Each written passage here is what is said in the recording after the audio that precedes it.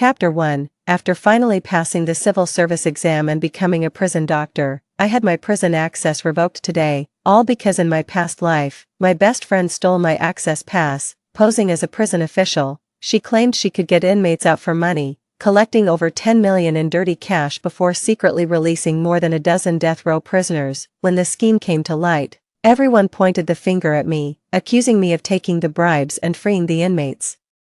Even her boyfriend of 5 years stood up and gave false testimony for her. The charges stuck, and I took the fall for her, landing in prison. Meanwhile, her best friend made off with the fortune she'd swindled. She and her boyfriend skipped town the very day I was locked up. When I opened my eyes again, I found myself back on the day my best friend stole my pass. 1. See ya. Finished with work. Sister Sun asked me to bring you some freshly fried crispy pork. Come try it while it's hot. Anru's smiling face appeared as she walked in, casually placing the greasy food container on my desk. Seeing all this before my eyes, I realized I had truly been reborn. As soon as it dawned on me, my eyes locked onto the crack of the just-closed drawer. Without a second thought, I lunged forward and yanked it open. The pass, it was really gone. Anru. I looked up sharply, my voice turning icy. Where's the pass from my drawer? The pass. Anru widened her eyes dramatically, wiping her hands on her apron. How dare I touch your things? Look, both my hands are full. She raised her greasy hands innocently as proof. Just as she finished speaking, the door swung open. My boyfriend Guchen came in frowning, and seeing Anru's aggrieved expression, immediately stood by her side, glaring at me with displeasure. Yi Siya, what are you doing? Anru kindly brought you food, and you repay her by accusing her of stealing. Is a stupid card really worth all this? I looked at him, my heart sinking to the pit of my stomach. In my past life, it was this exact act of theirs that deceived me, making me drop the matter without further investigation. A few days later, Anju used that card to swipe open the prison gate, impersonating a high-ranking official. He also extorted huge sums of money from the families of several serious offenders, claiming it was for their release. After getting the money, he secretly released more than a dozen death row inmates from the prison.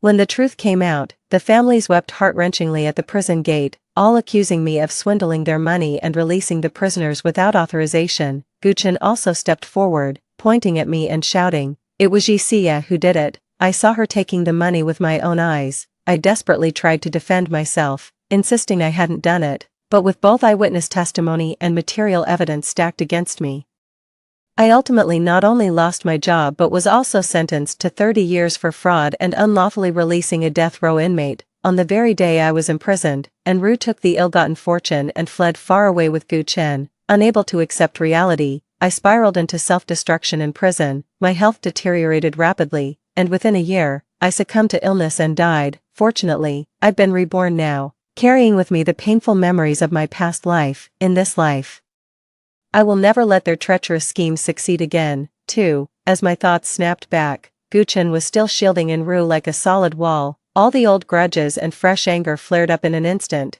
and I slapped Guchen hard across the face. Guchen, whose damn boyfriend are you anyway? Was I blind? Why do you always act like her damn lapdog, wagging your tail and biting people for her? Without missing a beat, I turned my glare toward Anru. My voice, or have you two been behind my back all along? Yi Siya, how dare you spout such nonsense? Guchen, still reeling from the blow I'd dealt him, went pale at these words, his face twitching as he sharply cut me off. Anju reacted instantly, dabbing her eyes until they reddened in seconds. Tears welled up and spilled over as if she'd suffered a grave injustice. Clutching the edge of her apron tightly, her voice choked with emotion. Siya, we've been playmates since childhood, over a decade of sisterhood. How could you accuse me like this just because I brought you some food today, suspecting I stole from you? You've broken my heart. She clutched her chest, delivering the performance with convincing sincerity. If she hadn't stabbed me in the heart in a past life, I might have actually believed her. Keep acting, go on. I shrugged with indifference. Mark my words, whoever touches that pass in my drawer, I'll make sure they regret it. With that, he turned and strode out of that foul place without a backward glance at the two ashen-faced figures left behind. He passed through 2 heavy security gates in the prison block. Fragmented memories from his past life pierced his mind like shards of glass. In his previous life, after the pass went missing, Anru had used it to successfully impersonate him and swindle the money. Guchen's unwavering testimony against me, combined with the physical evidence Created an ironclad case that caught me completely off guard, landing me behind bars. The thought sent chills down my spine. No way, that card cannot remain in Anru's possession. With this in mind, I turned into the main administration building with practiced ease and headed straight for the logistics and equipment office on the first floor.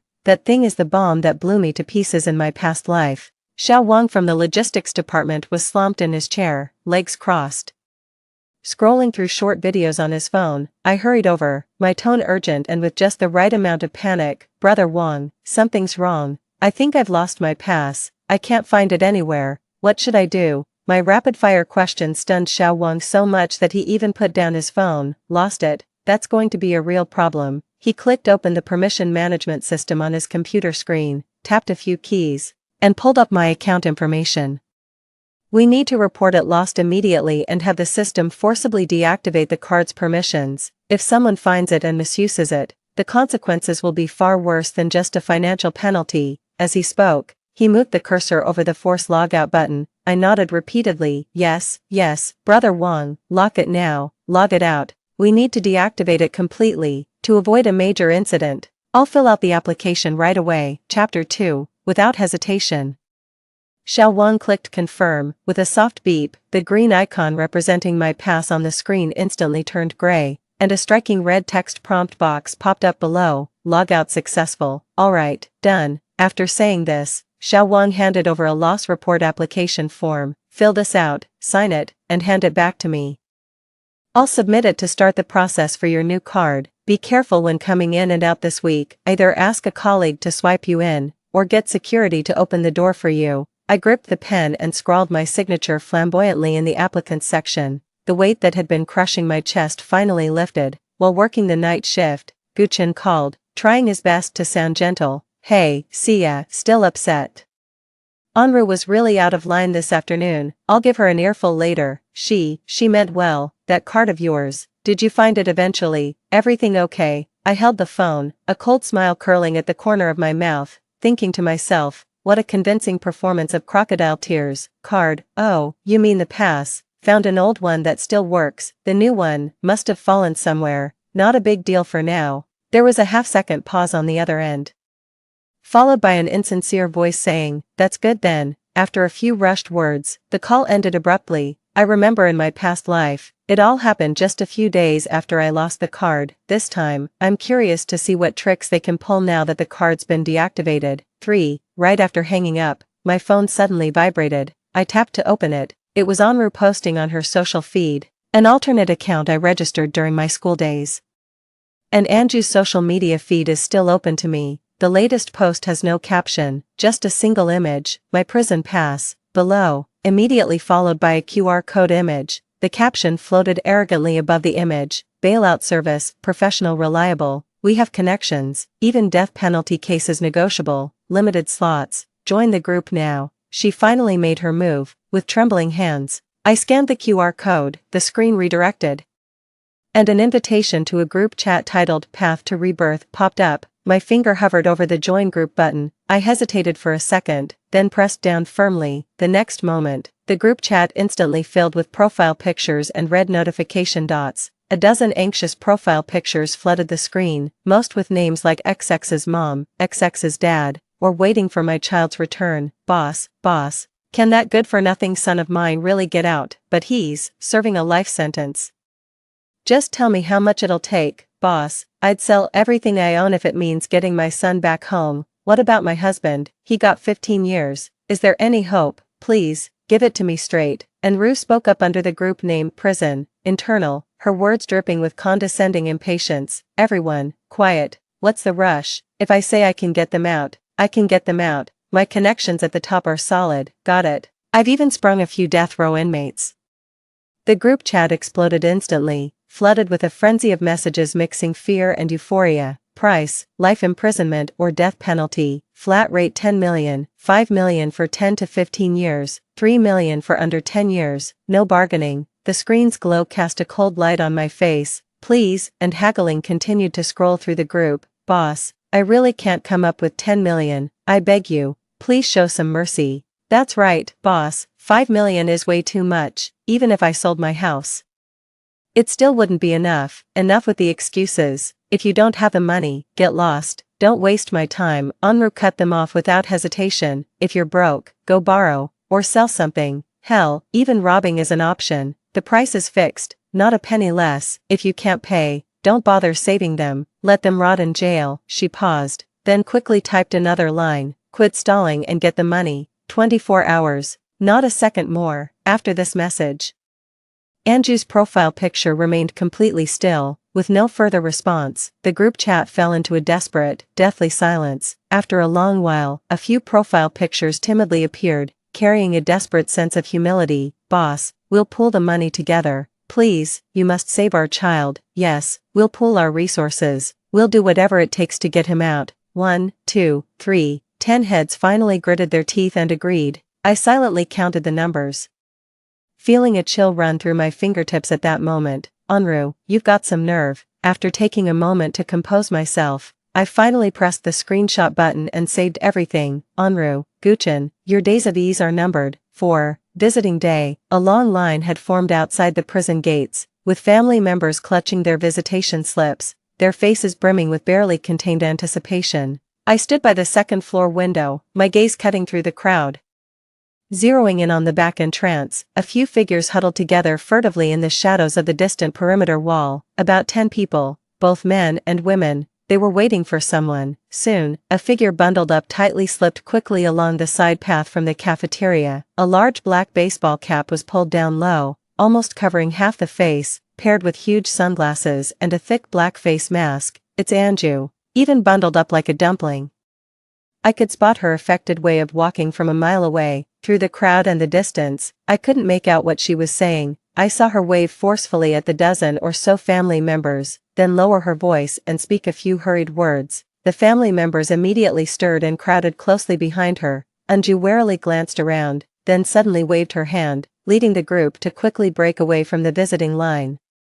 They then hurried along the base of the wall toward a secluded back alley of the prison, a service passage used for transporting garbage and supplies. In a past life, she used this very passage, swiped my access card, and opened that heavy back gate, releasing over a dozen hardened criminals like herding sheep. My heart was pounding wildly in my chest, and at that moment, I could feel the blood rushing through my veins. Without a moment's hesitation, I turned and quickly descended the employee emergency staircase on the other side, silently following from a distance. Sir, will my son really be released today? A middle-aged man asked, his voice trembling with a thick accent. Nonsense, we've taken your money, why would we lie? Just follow me, stop looking around. If you draw attention, we're all done for. Yes, of course, the family members murmured obsequiously, quickening their pace. Boss, your connections are really something. Even knowing about this back door, another woman asked cautiously, her tone filled with awe and lingering fear. Anru seemed to relish the flattery, her steps becoming lighter, a hint of pride in her voice. Humph, you think I'd dare do this without some solid connections? Don't worry, the access card for this passage is right here in my hand. Once you're past this security gate, there's a car waiting outside. Your people can get in and make a clean getaway immediately. Remember, keep your mouths shut tight once you're out of here. No sooner had the threat been uttered than the family members' eyes lit up. We've reached the back door passage. Anju stood before the door, took a deep breath, and reached into the inner pocket of her heavy coat to pull out my access pass. Then, she firmly pressed the card against the card reader next to the access control. Beep, a sharp mechanical alert tone suddenly rang out. Anju froze mid-motion, instead of the expected green light.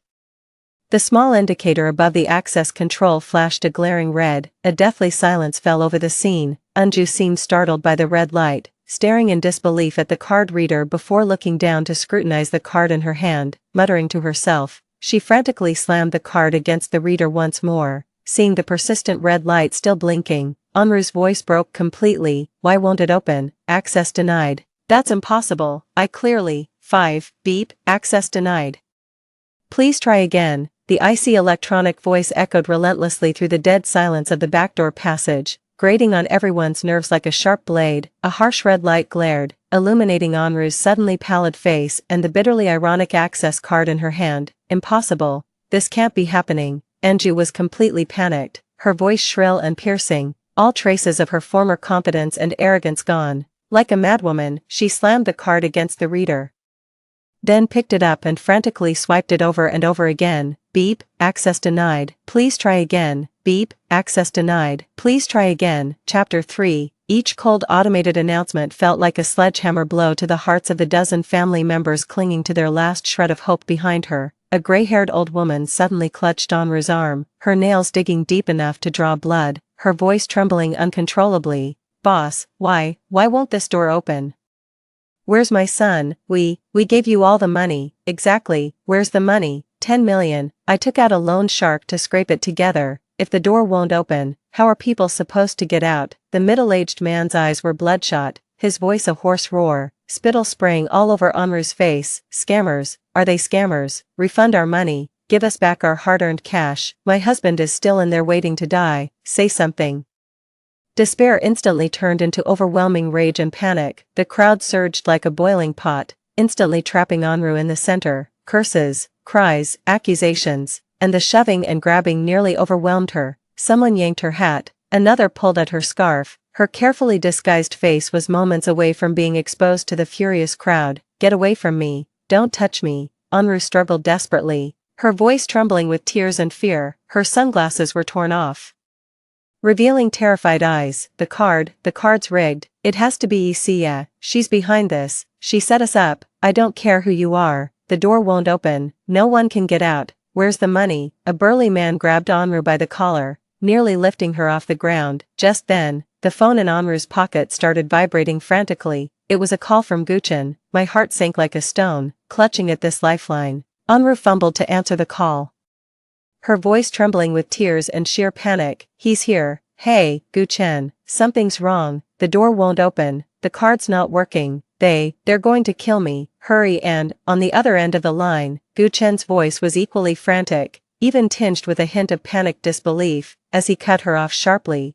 It won't open. What the hell are you doing? I've been waiting in the car for almost an hour. Damn it, where's the contact? Where are they? And the money, Onru?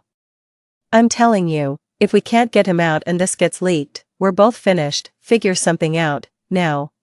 Before Guchen could finish his furious outburst, Onru's phone was slapped out of her hand by an enraged family member. It hit the ground, screen shattered, and the call cut off abruptly. Staring at the broken phone on the floor, surrounded by deafening curses and wails, Onru felt the world spin. A cold, crushing despair seized her in an instant. It's all over.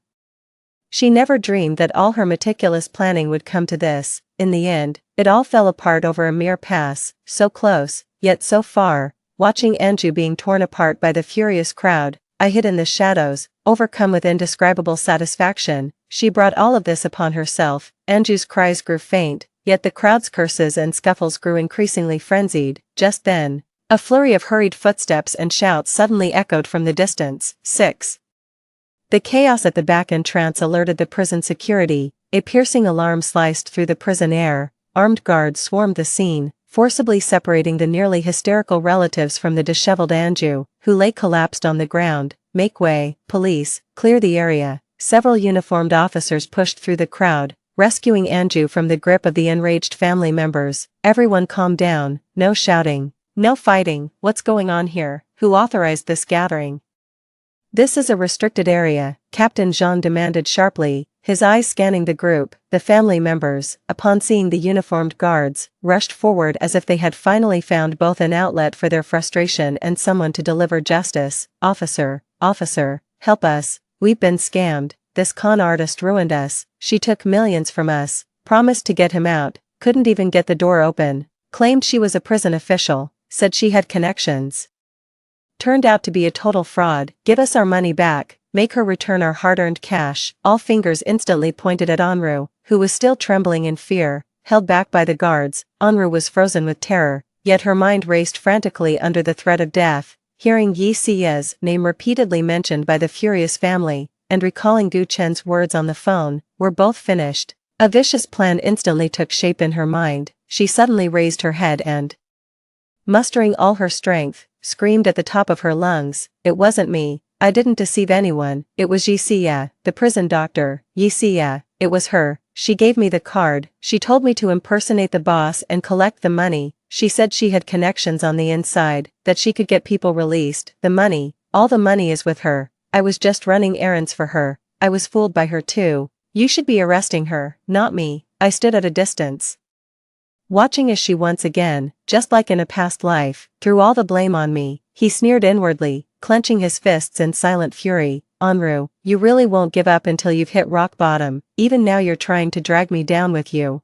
The family members were stunned by her sudden accusation, momentarily halting their cries. Just then, Gu Chen, who had rushed over after receiving the news, pushed through the crowd and burst in. The moment he saw Anru's tragic state and heard her desperate accusations, he instantly understood her intention. She was trying to pin the blame on me again. Without a moment's hesitation, Gu Chen immediately rushed over to Captain Zhang and declared resolutely, "That's right, Officer Zhang, I can testify. It was Yixia who did it. I'm her boyfriend. I saw with my own eyes. She took money from those families, thick stacks of cash. She told me herself. Tonight she's letting people out, and I'm supposed to be the lookout outside. It's all her. She masterminded everything. Anru and I were just pawns in her game. She's the real ringleader." With Gu Chen and Anru's accusations, combined with the furious families, the blame shifted instantly. Captain Zhang's face was grim as stone. A massive internal fraud case involving huge sums and an attempted jailbreak of a high-risk prisoner. This was an earth-shattering scandal. Immediately, his hand went to the communicator on his belt as he barked out an order. "Secure everyone on the scene. Bring Yixia to me, now." 7. This was the scene that greeted me when the two guards escorted me into the room. Anru was sobbing pitifully on the floor, while Gu Chen pointed at me with righteous indignation.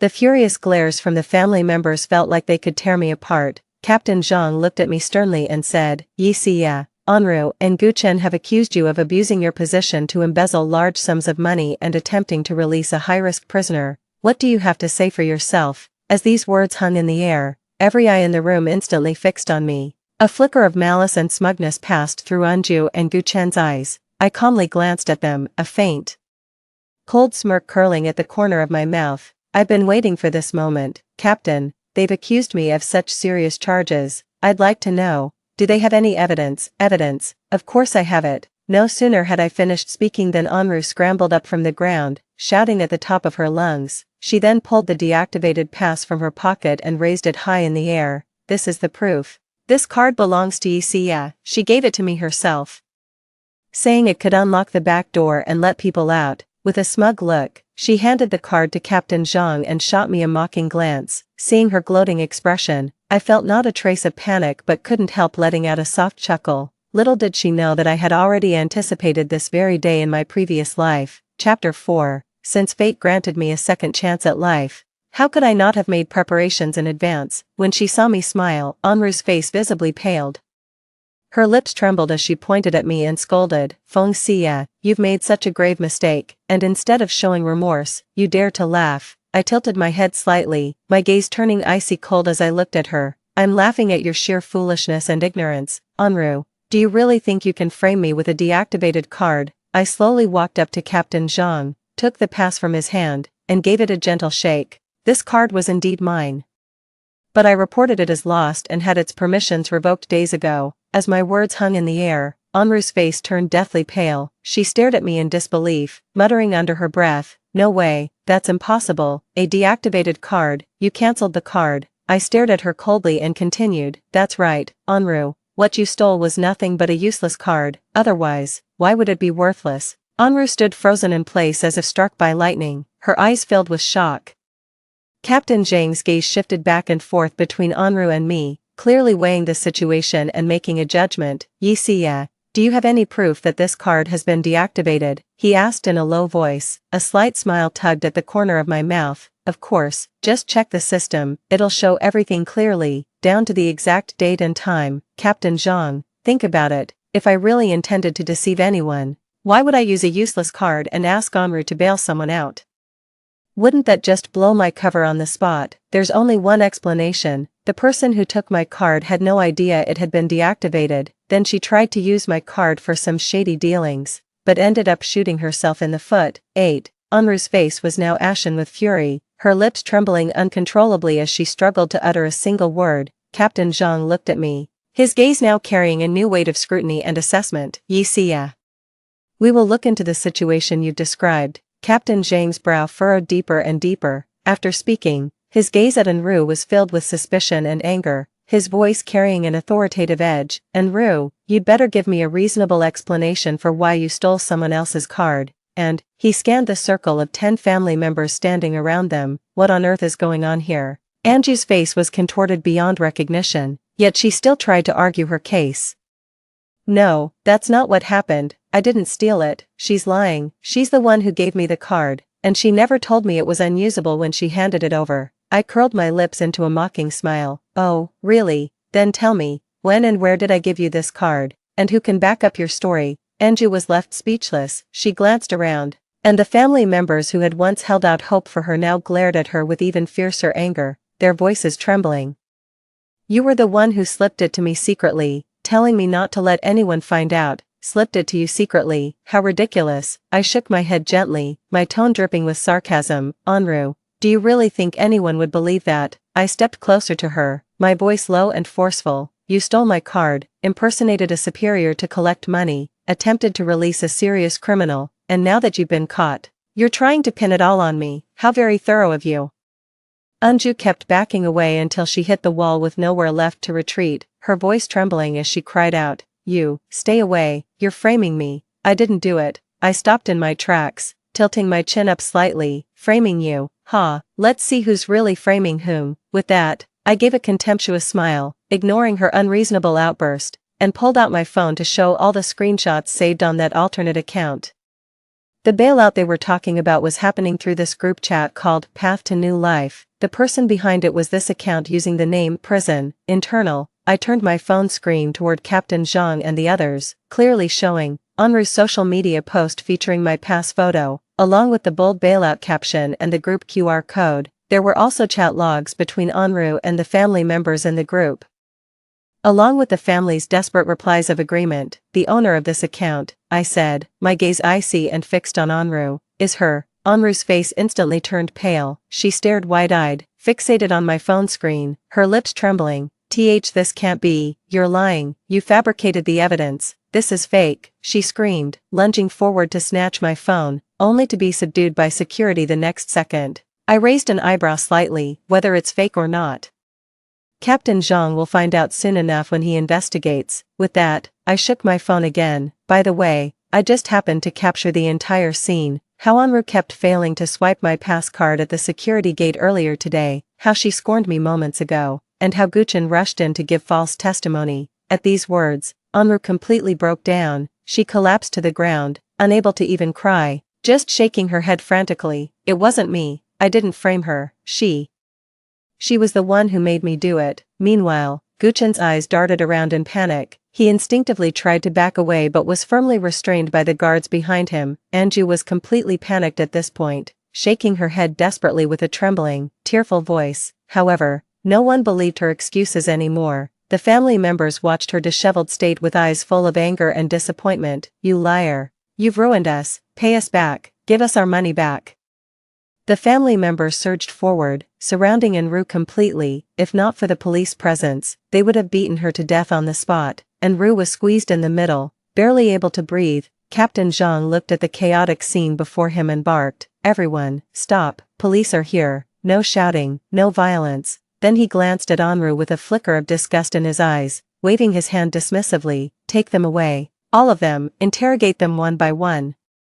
Enru and Guchen were escorted out of the interrogation room by the guards. The family members were also separated and questioned individually. Standing outside the interrogation room, I watched it all unfold with immense satisfaction. Soon after the investigation, the police had pieced together the entire sequence of events. Anju's deceptive guidance of the family members, immediately followed by the card swipe failure, breakdown, and slander, Guchen's sudden appearance and his resolute perjury, and the family members' incited fury. The timeline aligns perfectly with the group chat records and access card revocation logs. Enru's phone data was also recovered, revealing that she single-handedly created and led the group chat, with all the fraudulent messages originating from her actions. Transfer records from some family members also pointed to the account she provided. Once the evidence was conclusive, Enru and Guchen started blaming each other, each claiming the other was the one who came up with the idea. But the police simply wouldn't listen to their explanations. In the end,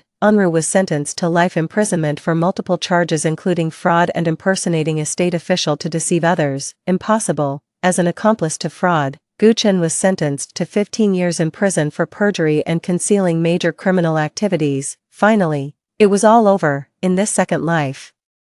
I pulled out the poisonous thorns that were meant for me, and I've nailed them to the pillar of shame forever. There's still a long road ahead. In this lifetime, my journey has only just begun. Story 2, Liu Shizhou and I are the laughingstock couple of high society. He wrecked his legs chasing after his white moonlight in a fit of rage, crashing his car while tailing a bullet train. I've been secretly in love with my childhood sweetheart for 10 years, but never dared to confess. After marriage, we've been living in mutual resentment every single day. I mocked him, can't even stand up straight, yet you're trying to chase after girls. He shot back, says the one too scared to even confess their feelings. When I opened my eyes again, I'd traveled back to my high school days. This time, I gathered my courage to confess to my childhood friend. That night, the able-bodied boy pinned me against the wall with red-rimmed eyes. If you really choose him, do I mean nothing to you? 1.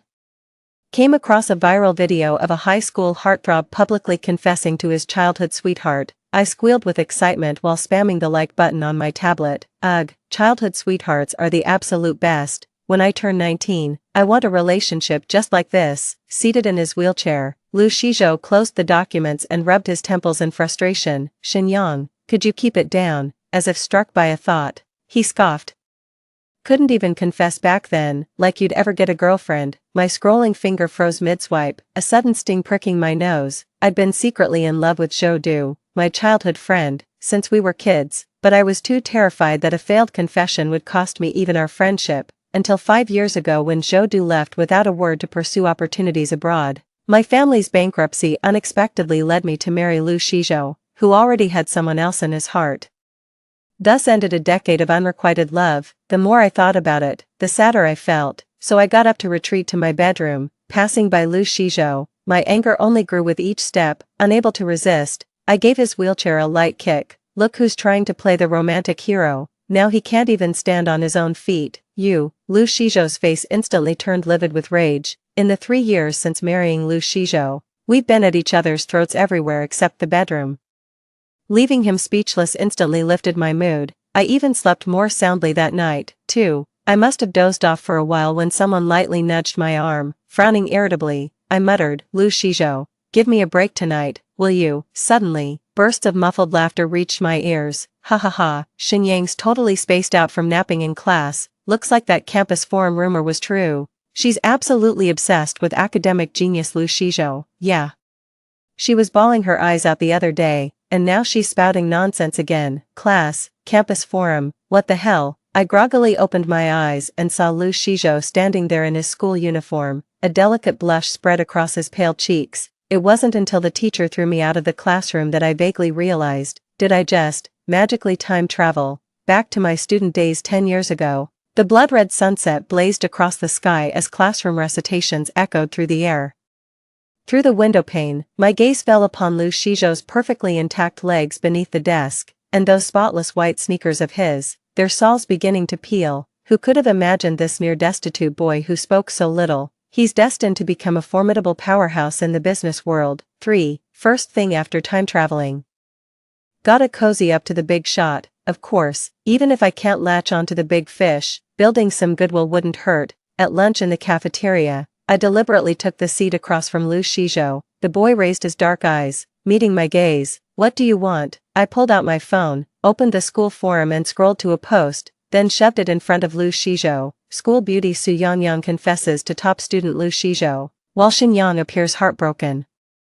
Sobbing uncontrollably on the nearby lawn, the forum thread had hundreds of comment layers. This morning, my high school memories came flooding back with startling clarity. The first thing I recalled was that bizarre post. God knows which wicked alumnus came up with that ridiculous title. With such a wild imagination, why don't you write novels instead? During that stressful final year of high school, I'd feed stray cats behind the teaching building every day after class. Over time, it went from being wary to rubbing against my legs on its own. Later, someone poisoned that cat to death. I couldn't hold back my sobs when burying it, completely oblivious to the heartfelt confession happening right beside me. The girl making that confession was my sworn rival. Liu Shizhou's lifelong white moonlight, Su Yangyang, after marrying Liu Shizhou.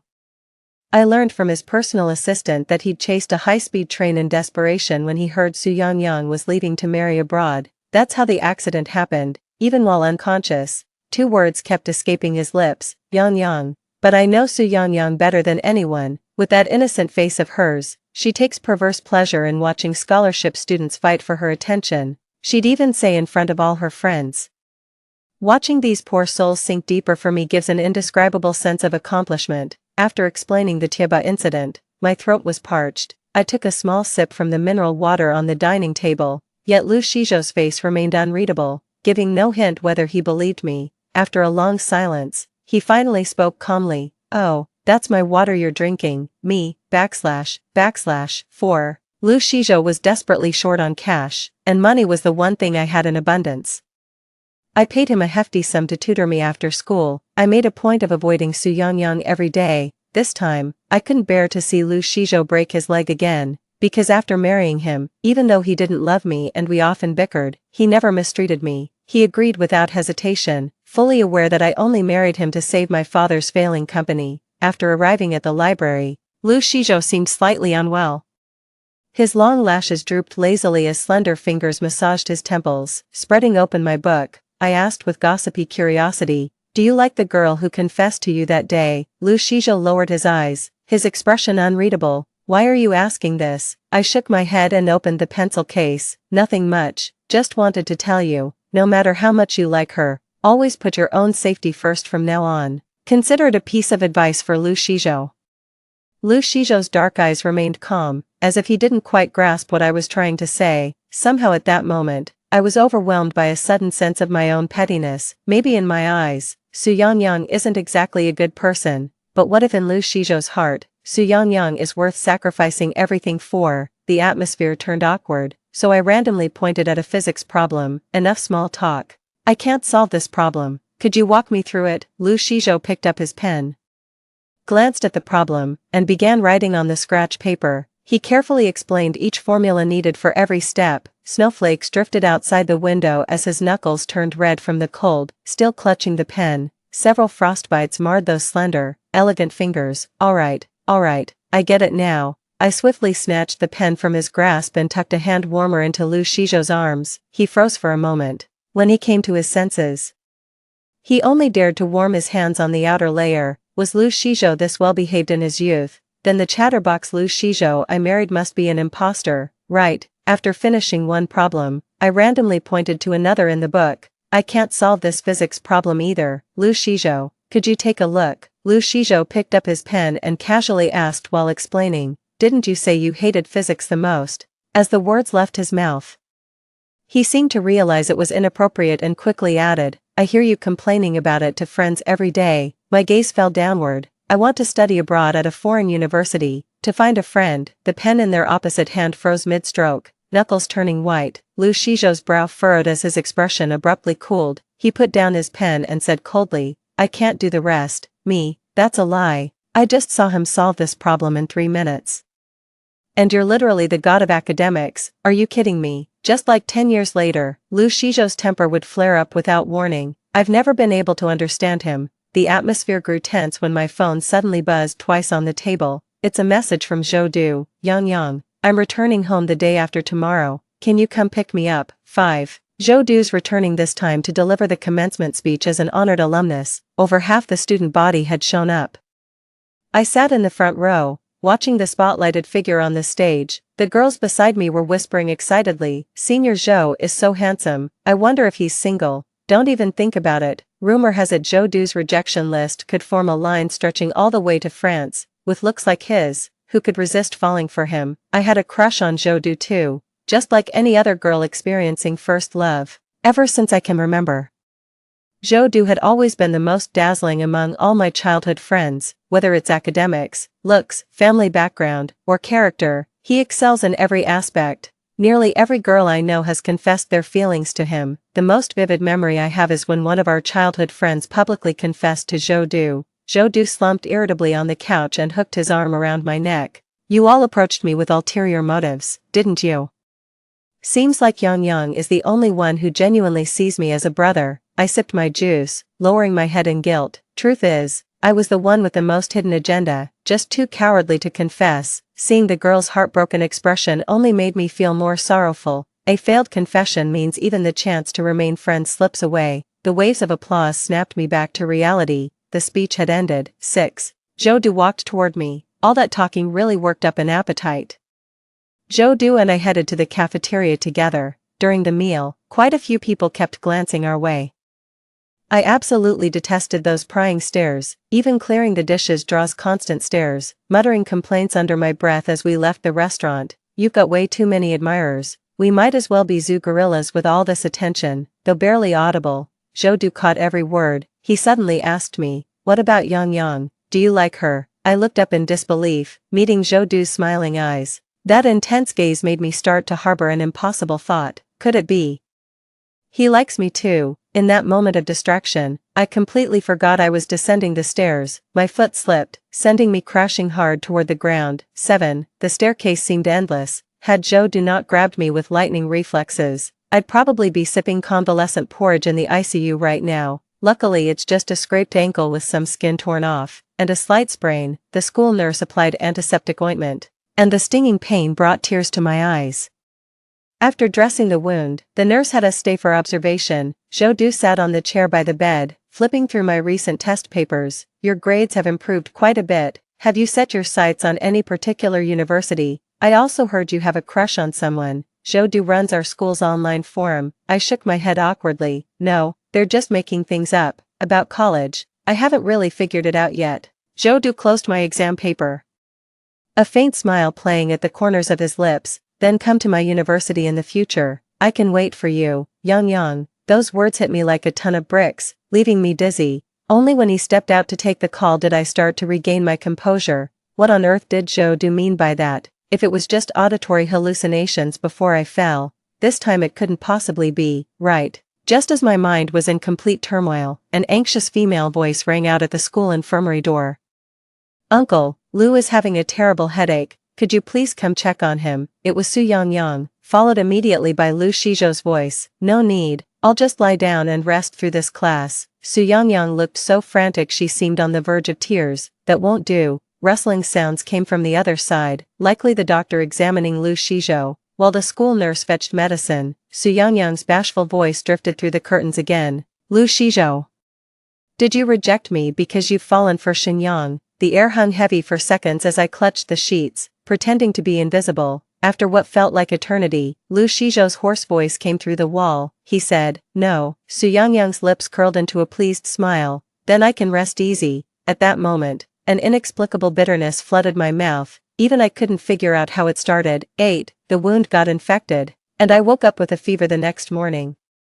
It was Joe who helped me request sick leave. I stood dizzily at the stairwell landing, waiting for him to take me home. Shortly after the bell rang, Lu Shijo emerged from the classroom at the far end of the corridor. He was clutching a registration form for the math competition. I lowered my gaze, absent-mindedly staring at the white bandage wrapped around my ankle. Suddenly, a tall shadow loomed over me. Lu Shijo's crisp, clear voice came from above me. "Final exams are coming up soon.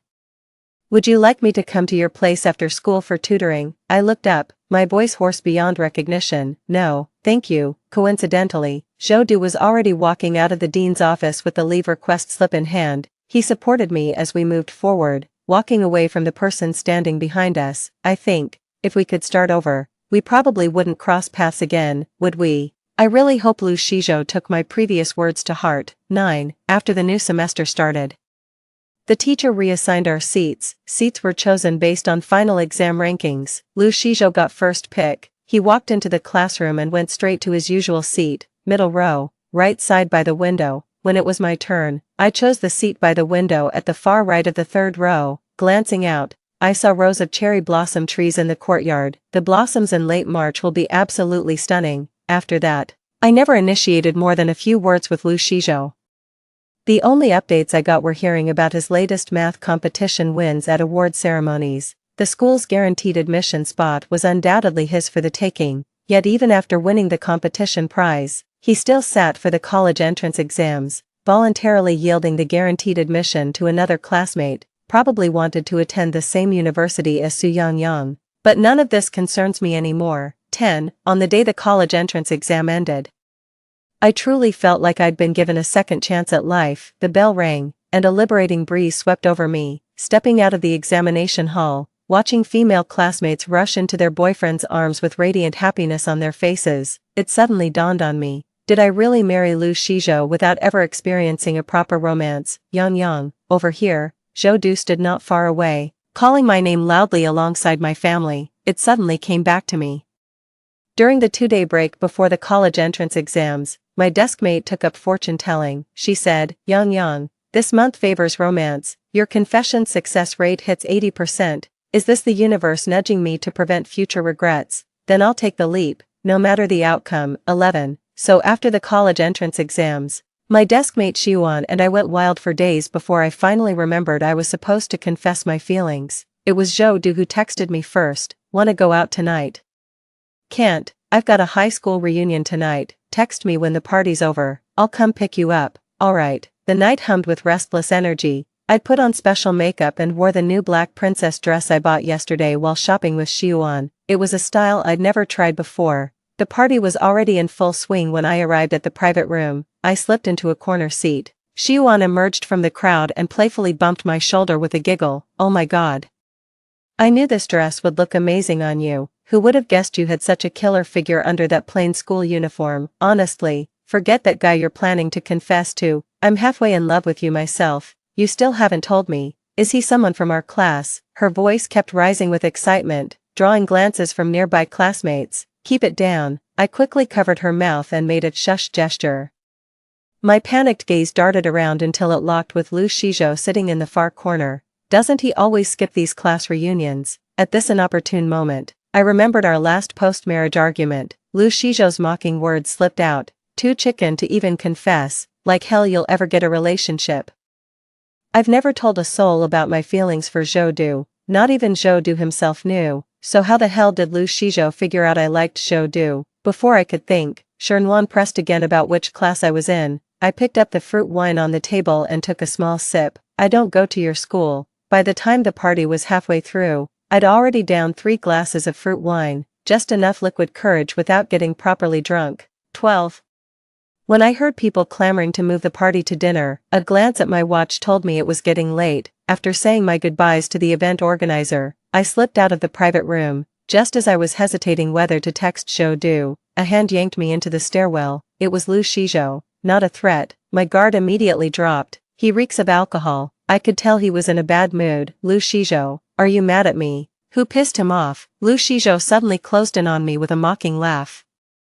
Are you asking about the 19-year-old Lu Shizhou, or the 27-year-old one? My head suddenly throbbed as if struck by a mallet. Could it be? Lu Shizhou traveled back in time too. In the dim glow of the hallway lights, I took a closer look. Though dressed in a plain t-shirt, there wasn't a trace of youthful innocence in those faintly reddened eyes, only simmering rage and the restrained dignity of someone accustomed to authority. I didn't even know how to face him, my grip tightening slightly on my bag.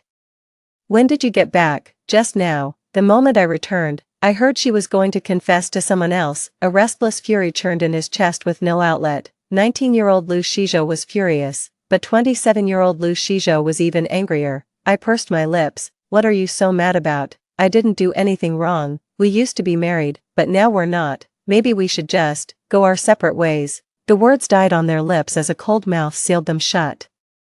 More like savage biting than a kiss, the metallic taste of blood spread between our lips as I desperately recoiled in pain, only to meet the unyielding coldness of the wall behind me. The figure before me remained immovable no matter how hard I pushed. After what felt like eternity, he finally released me. My lip was bitten raw, the pain making me whimper. Lu Shizhou, what gives you the right to bully me? His grip on my arm tightened, voice dripping with ice. So you'd rather be with that guy? Do I mean nothing to you? I stayed silent, just crying pathetically. He pressed on. Shenyang, do you hate me? Do I hate him? This moment is downright unbearable. Drunk and confused, I couldn't fathom why Lu Shizhou wouldn't let me go when he already had someone else. Before I could answer, Lu Shizhou pressed another alcohol-tinged kiss upon me. In the cramped confines, intoxication and tension kept rising. Amidst our entangled lips, I heard him whisper, even if you despise me, I can't bring myself to stop. 13. That night ended with me slapping Lu Shizhou across the face. After telling Zhou Du that my family was sending someone to pick me up, I grew increasingly frustrated with myself. Lu Shizhou deliberately bit my lip, ruined my entire confession plan completely. When I woke up the next morning, my phone exploded with notifications the moment I turned it on. It all came from one person. No matter what you think, we're still married in my eyes. Forget about being with Zhou Du, that's never happening. Article 1041 of the marriage law. The state protects marriage and family relations, upholding the principles of marriage freedom, monogamy, and gender equality in marriage. Article 1042 of the marriage law prohibits bigamy, cohabitation while married, domestic violence, as well as abuse and abandonment among family members. Shenyang. Did you see this? What caught my attention were the last 3 messages. They were sent at 7:00 a.m. You awake, still hurting, come down, I got ointment. So, did this guy never leave after dropping me home last night? I pulled back the curtains and sure enough, spotted that familiar figure on the bench downstairs. 14. I went downstairs, grabbing a cup of freshly made soy milk on my way. Finish this and get yourself home to bed. I talked myself into it. If I weren't afraid he'd actually drop dead downstairs, I wouldn't be this kind. He took the soy milk.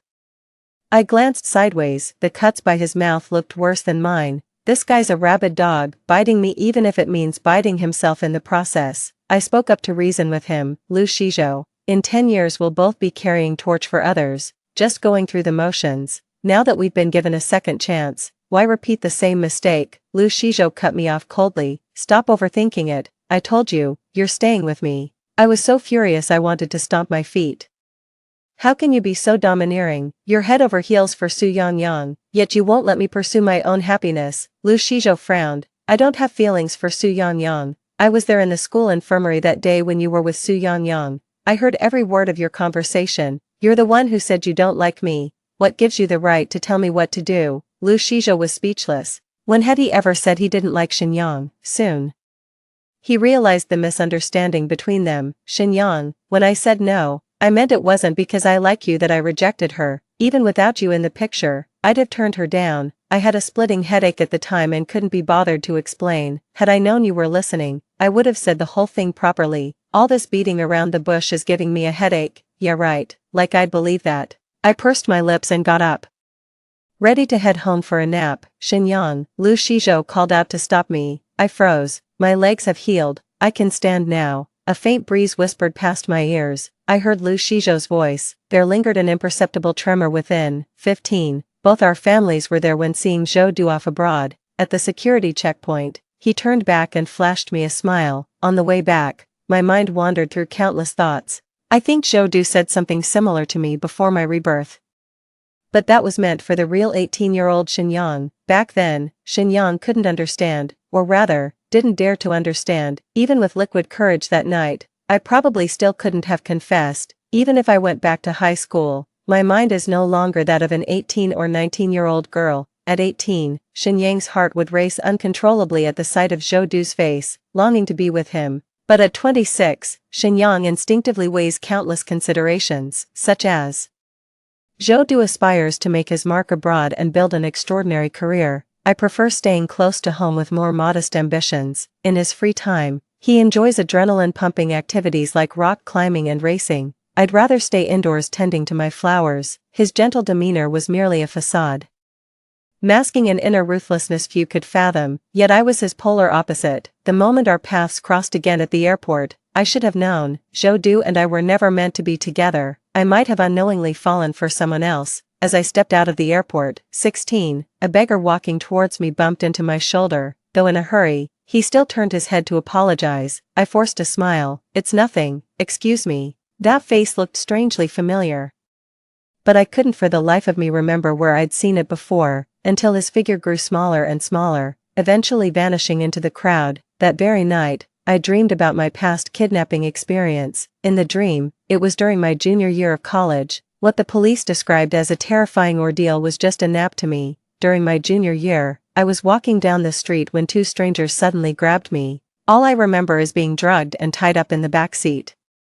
I woke up completely unharmed in a hospital bed. An officer stood by my bedside, telling my parents how perilous the situation had been. Those 2 criminals were fugitives who'd evaded capture for 5-6 years. When police closed in again recently, they resorted to taking a hostage for their escape, and I became their unlucky hostage. If their escape plan failed, they wouldn't hesitate to kill me as a scapegoat. Fortunately, their car crashed on the road, one dead and another severely injured.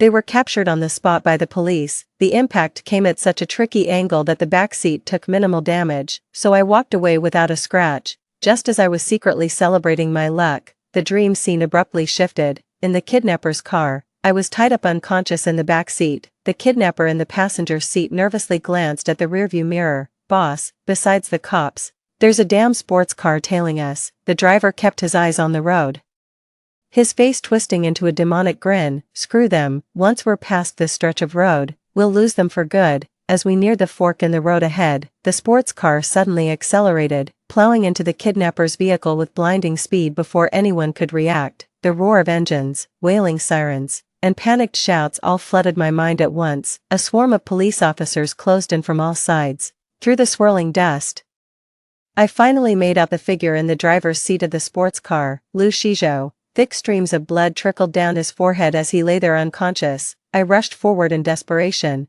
desperate to save him. From beginning to end, I felt like nothing more than a spectator, frozen in place. The scene shifted back to the hospital again. This time, I spotted Liu Shizhou's personal assistant, Xiao Chen. The operating room lights went out. The doctor came out and shook his head at Xiao Chen. He said, "We couldn't save Mr. Liu's leg in the end." At 1 a.m., I jolted awake. 17. I desperately tried to convince myself it was just a dream, yet the dream felt terrifyingly real, so vivid that remembering it after waking made my blood run cold. My hands trembled as I picked up the phone to type, "Liu Shizhou, I need to see you." He replied instantly, "Get dressed and come down in 20 minutes. No. Send me your location, I'm coming to you." The typing indicator kept blinking for ages, as if they were wrestling with something. Eventually, a location pin popped up. When I spotted Liu Shizhou, he was standing under a street lamp at the alley's entrance. His tall, lanky frame made him stand out. As I stepped out of the car, he walked toward me. A lump formed in my throat as I fought back tears. "How did you injure your leg in your past life? It wasn't from chasing some high-speed train. You were saving me, weren't you?"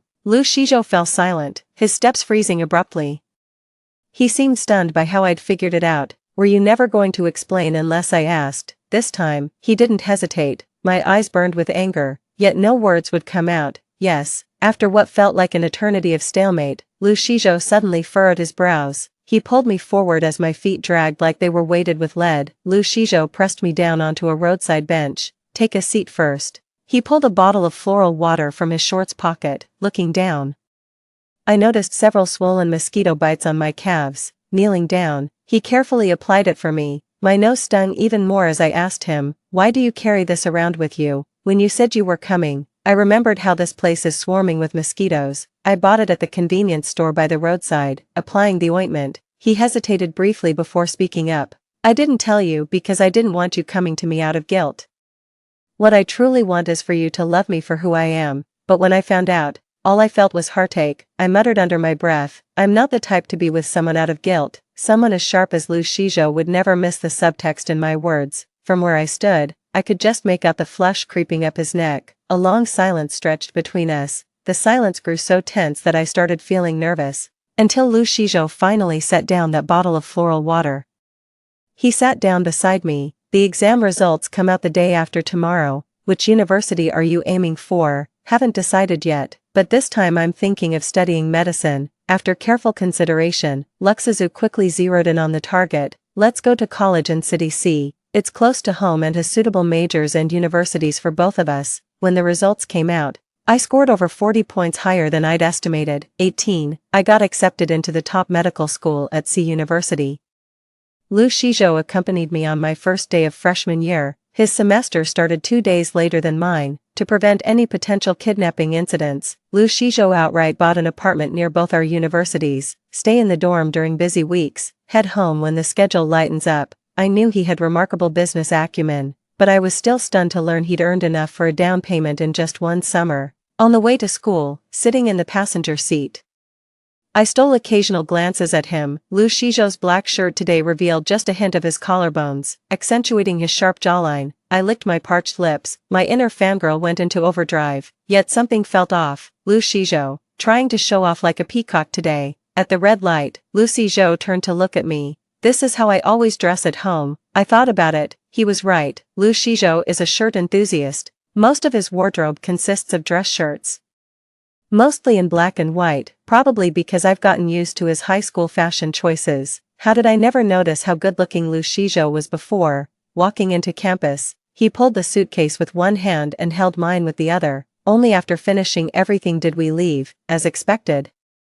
That very afternoon, he became the most talked about person on the campus forum. OMG, he's so hot, I just had a spiritual ascension. Huh, are you for real? Sock puppet upstairs, I know him. That's my brother's sister's husband. Y'all wouldn't believe it. Finally became a background character in a college romance novel after failing in high school. When I came across it, I casually forwarded the post to Lu Shizhou. You sure know how to attract attention. Paired it with a sarcastic meme. 10 minutes later, Lu Shizhou sent the same post back to me. 19. I clicked into it. Then I saw a follow-up post. Everyone, just move along. Turns out they're from the neighboring school and already taken. The screenshot shows a Weibo post, a screenshot of Lu Shizhou's Weibo. It's a selfie of me and him together. We look so good together. And the girl is gorgeous. Of course someone this devastatingly handsome would have a girlfriend, or at least a boyfriend. I just knew I'd be the internet's favorite drama queen in this novel. After all that, practically everyone at military training knew I was dating Lu Shizhou from the neighboring school. Gotta admit, when it comes to scheming, I'll never outmatch Lu Shizhou. Lu Shizhou drove me to the high-speed rail station during the National Day holiday. 20. After getting home, I texted him to say I arrived safely, made it home. Happy National Day holiday. He instantly replied, Happy National Day.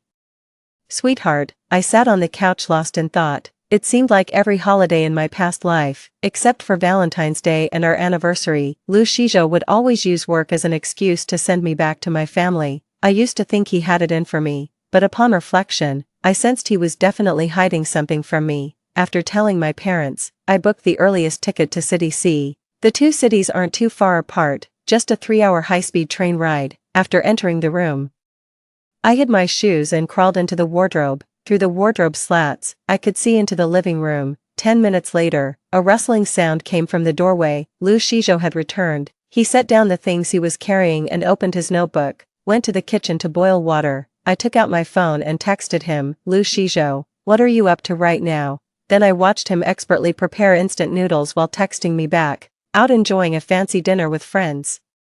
The lies just grow on Lu Shizhou like moss on a stone. Then turn around and look. He froze abruptly, actually turning his head to look, seeming to realize how foolish he looked being tricked. He let out a soft, dejected chuckle. I gingerly opened the cabinet door and tiptoed over to Lu Shizhou's side. Far from being startled, he flipped me onto the sofa before I could even attempt to scare him. I asked him, how did you find out?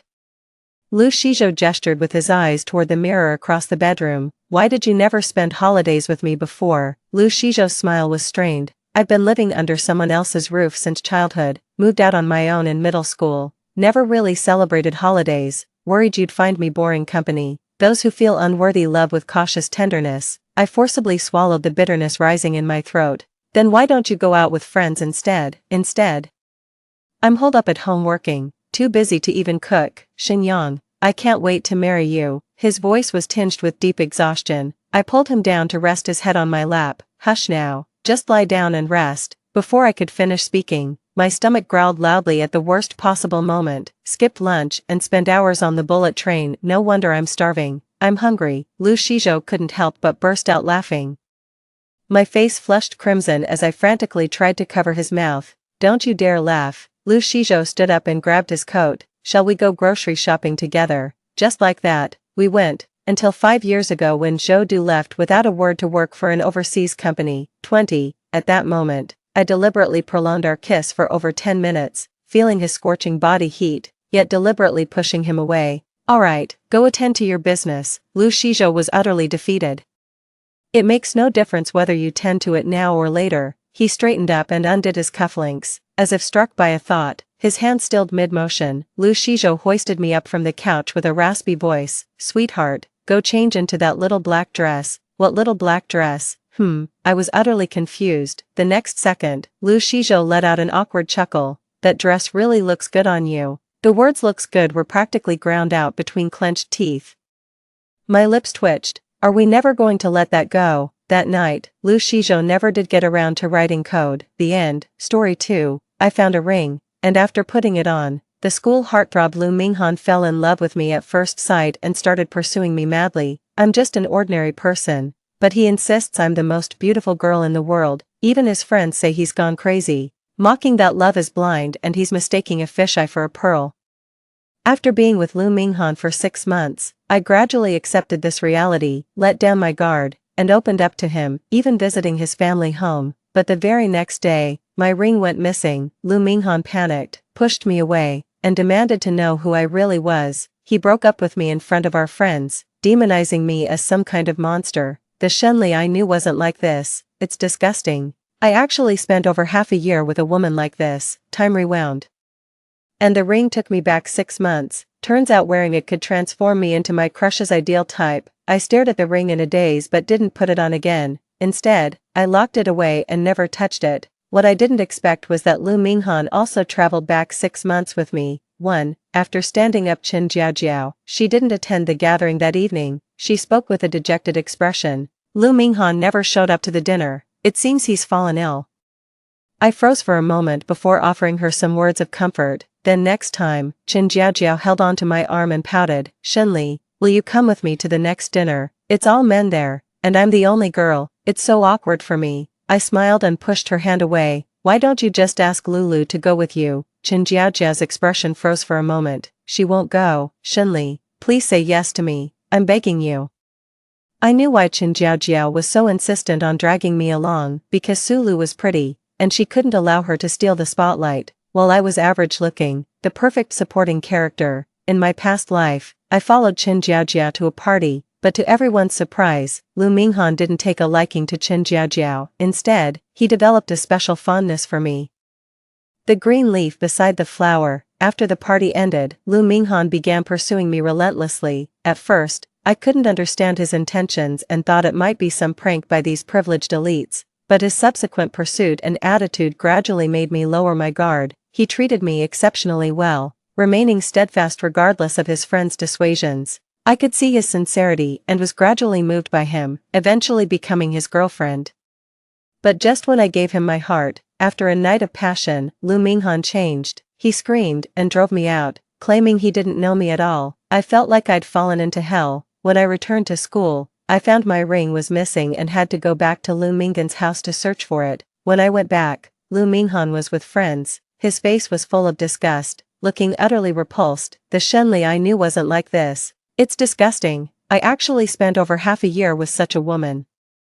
What the hell is going on? I stood frozen in place, my soul seemingly drained away. The next second, time rewound, and I returned to the period before Lu Minghan knew me. The dropped ring lay quietly in my drawer. I unwrapped the packaging and saw the instruction sheet inside the box. Turns out this ring possessed magic. Wearing it would transform you into your crush's ideal type. Seeing my failed attempts to win over Lu Minghan, it directly sent me back 6 months. I stared blankly at the ring, but never put it on again, instead locking it away in a cabinet, never to touch it. 2. Not long after, Chen Jiaojiao started begging me again. Lu Minghan organized another gathering, specifically inviting Chen Jiaojiao, and even asked her to bring her roommate along. Shenli, please, I'm begging you, come with me. I was utterly annoyed and shouted out in the dorm. Lu Minghan said you could bring your roommate, so everyone in the dorm could go.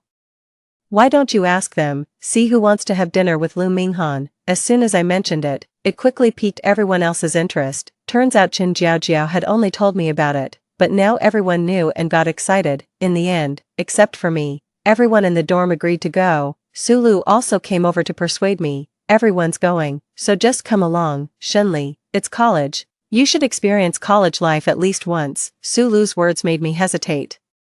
It's been almost a month since I returned, and I feel like my heart has become still as water regarding Lu Minghan. Perhaps treating him with calmness would make it easier to dispel his charm. Besides, without the halo brought by the ring this time, and with all my roommates being beauties, I doubt anyone would bother me. Just treat it as going out for a fancy meal. After agreeing, on that day I didn't even put on makeup, just wore a hoodie with jeans, tied my hair in a ponytail, and went out looking fresh and clean. Lu Minghan and his group arrived early. The people who came to pick them up were Lu Minghan's classmates. As expected, I didn't attract any attention, and no one tried to strike up a conversation with me. We quietly made our way to the dinner gathering. Lu Minghan sat in the corner, dressed simply, yet his handsome face made his clothes look like high-end tailored suits.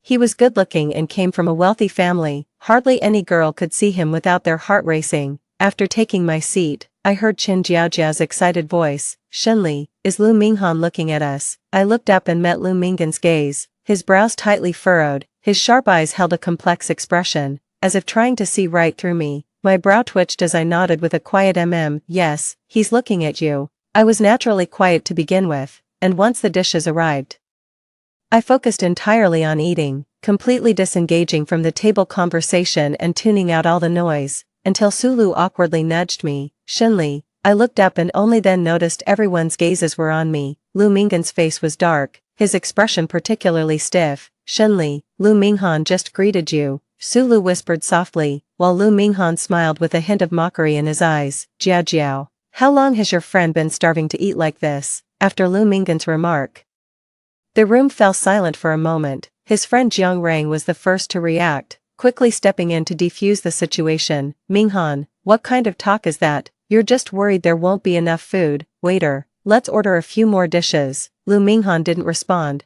I wiped my mouth, stood up, and smiled graciously at everyone around. "Sorry, I hadn't eaten before coming and was too hungry. I'll punish myself with a drink. You all enjoy yourselves, no need to mind me."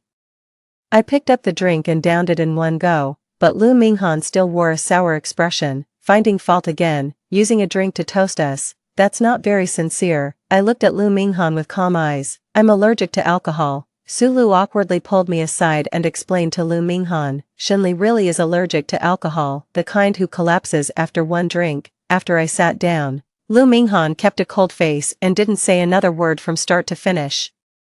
I didn't care why he was acting up. After finishing the meal, when they were about to go sing, I announced my departure. Qin Jiaojiao awkwardly apologized to me. "Sorry, Shenli, I didn't know Lu Minghan would act like this tonight. He might be in a bad mood." I waved my hand saying it was nothing, and as I went out, I saw Jiang Rang and Lu Minghan who had helped me out earlier. "What's wrong with you? Had too much to drink? Why give that girl a hard time?" The companion beside also chimed in.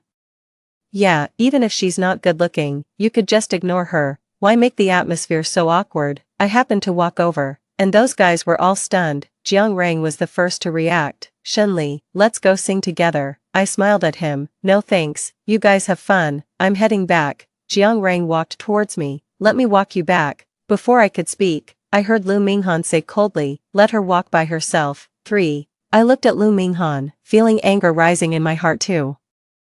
"Jiang Rang, you should see me off." Jiang Rang was taken aback for a moment, then followed me. "I'll see Shenli off. You all go ahead first." After Jiang Rang came out with me, he asked curiously, "Did you know Lu Minghan before?" "I don't know you." I hailed a taxi, then turned to look at Jiang Rang. "What I said earlier was out of anger. You can go back. I don't need you to see me off." I got in the car, but Jiang Rang insisted on coming with me. I don't feel comfortable letting a girl take a cab alone at night. I couldn't help but chuckle. "You're quite the gentleman." I didn't talk much with Jiang Rang in the car, and when we arrived at school, he asked for my WeChat, but I didn't give it, pretending to be a self-absorbed girl. "I'm not planning to date anyone." "Sorry." Jiang Rang's face turned slightly red. "I'm not." "See you later." I interrupted him and walked away coolly. I knew Jiang Rang couldn't possibly be interested in me. He's good-looking, on par with Lu Minghan. How could he possibly take a liking to someone like me? I was just making excuses to keep these people away from me. But after today, Jiang Rang seemed to take an interest in me and started frequently reaching out. He asked Qin Jiaojiao for my WeChat and often picked me up after class. Today was no exception. He brought me milk tea and asked me out for dinner outside the classroom. "Are you free later? Want to grab dinner together?" Qin Jiaojiao came out with me and looked utterly surprised when she saw Jiang Rang striking up a conversation with me. "Are you asking Shenli out for dinner?" Jiang Rang nodded. I was also extremely curious about why Jiang Rang had taken an interest in me. I agreed to have dinner with him, and on the way, I asked him, "Do you think I'm pretty? Am I the goddess in your mind?" Jiang Rang was left speechless by my question. I confirmed he wasn't affected by the halo, then continued asking, "Probably not, right? I look pretty ordinary. Why would you ask me out to eat?" Jiang Rang thought for a moment. I think your personality is quite interesting. I smiled faintly. Oh really? I don't quite believe that. I was chatting with him, looking quite intimate, when at that moment, I saw Lu Minghan. Lu Minghan stood in the distance. His gaze icy cold, staring intently at us. Looking at him, I naturally took Jiang Rang's hand. Jiang Rang froze in place, while Lu Minghan approached from the other side, suppressing his anger as he pulled me over. Jiang Rang, she's nothing like what you see, snap out of it. Lu Minghan's words sent a shiver down my entire body. Jiang Rang couldn't comprehend what Lu Minghan was saying. What are you talking about? What's wrong with Shenli? Let her go, you're hurting her. Jiang Rang wanted to come pull me away, but Lu Minghan had already grabbed me and dragged me off. My mind was in turmoil. I tried to break free, but couldn't no matter how hard I struggled. When we reached a quiet spot, Lu Minghan finally released my hand, his eyes dark as he glared at me. What's this, Shenli? Since you can't conquer me, you've switched targets. Are you really this fickle, this fond of deceiving people? I furrowed my brows, growing increasingly uneasy inside.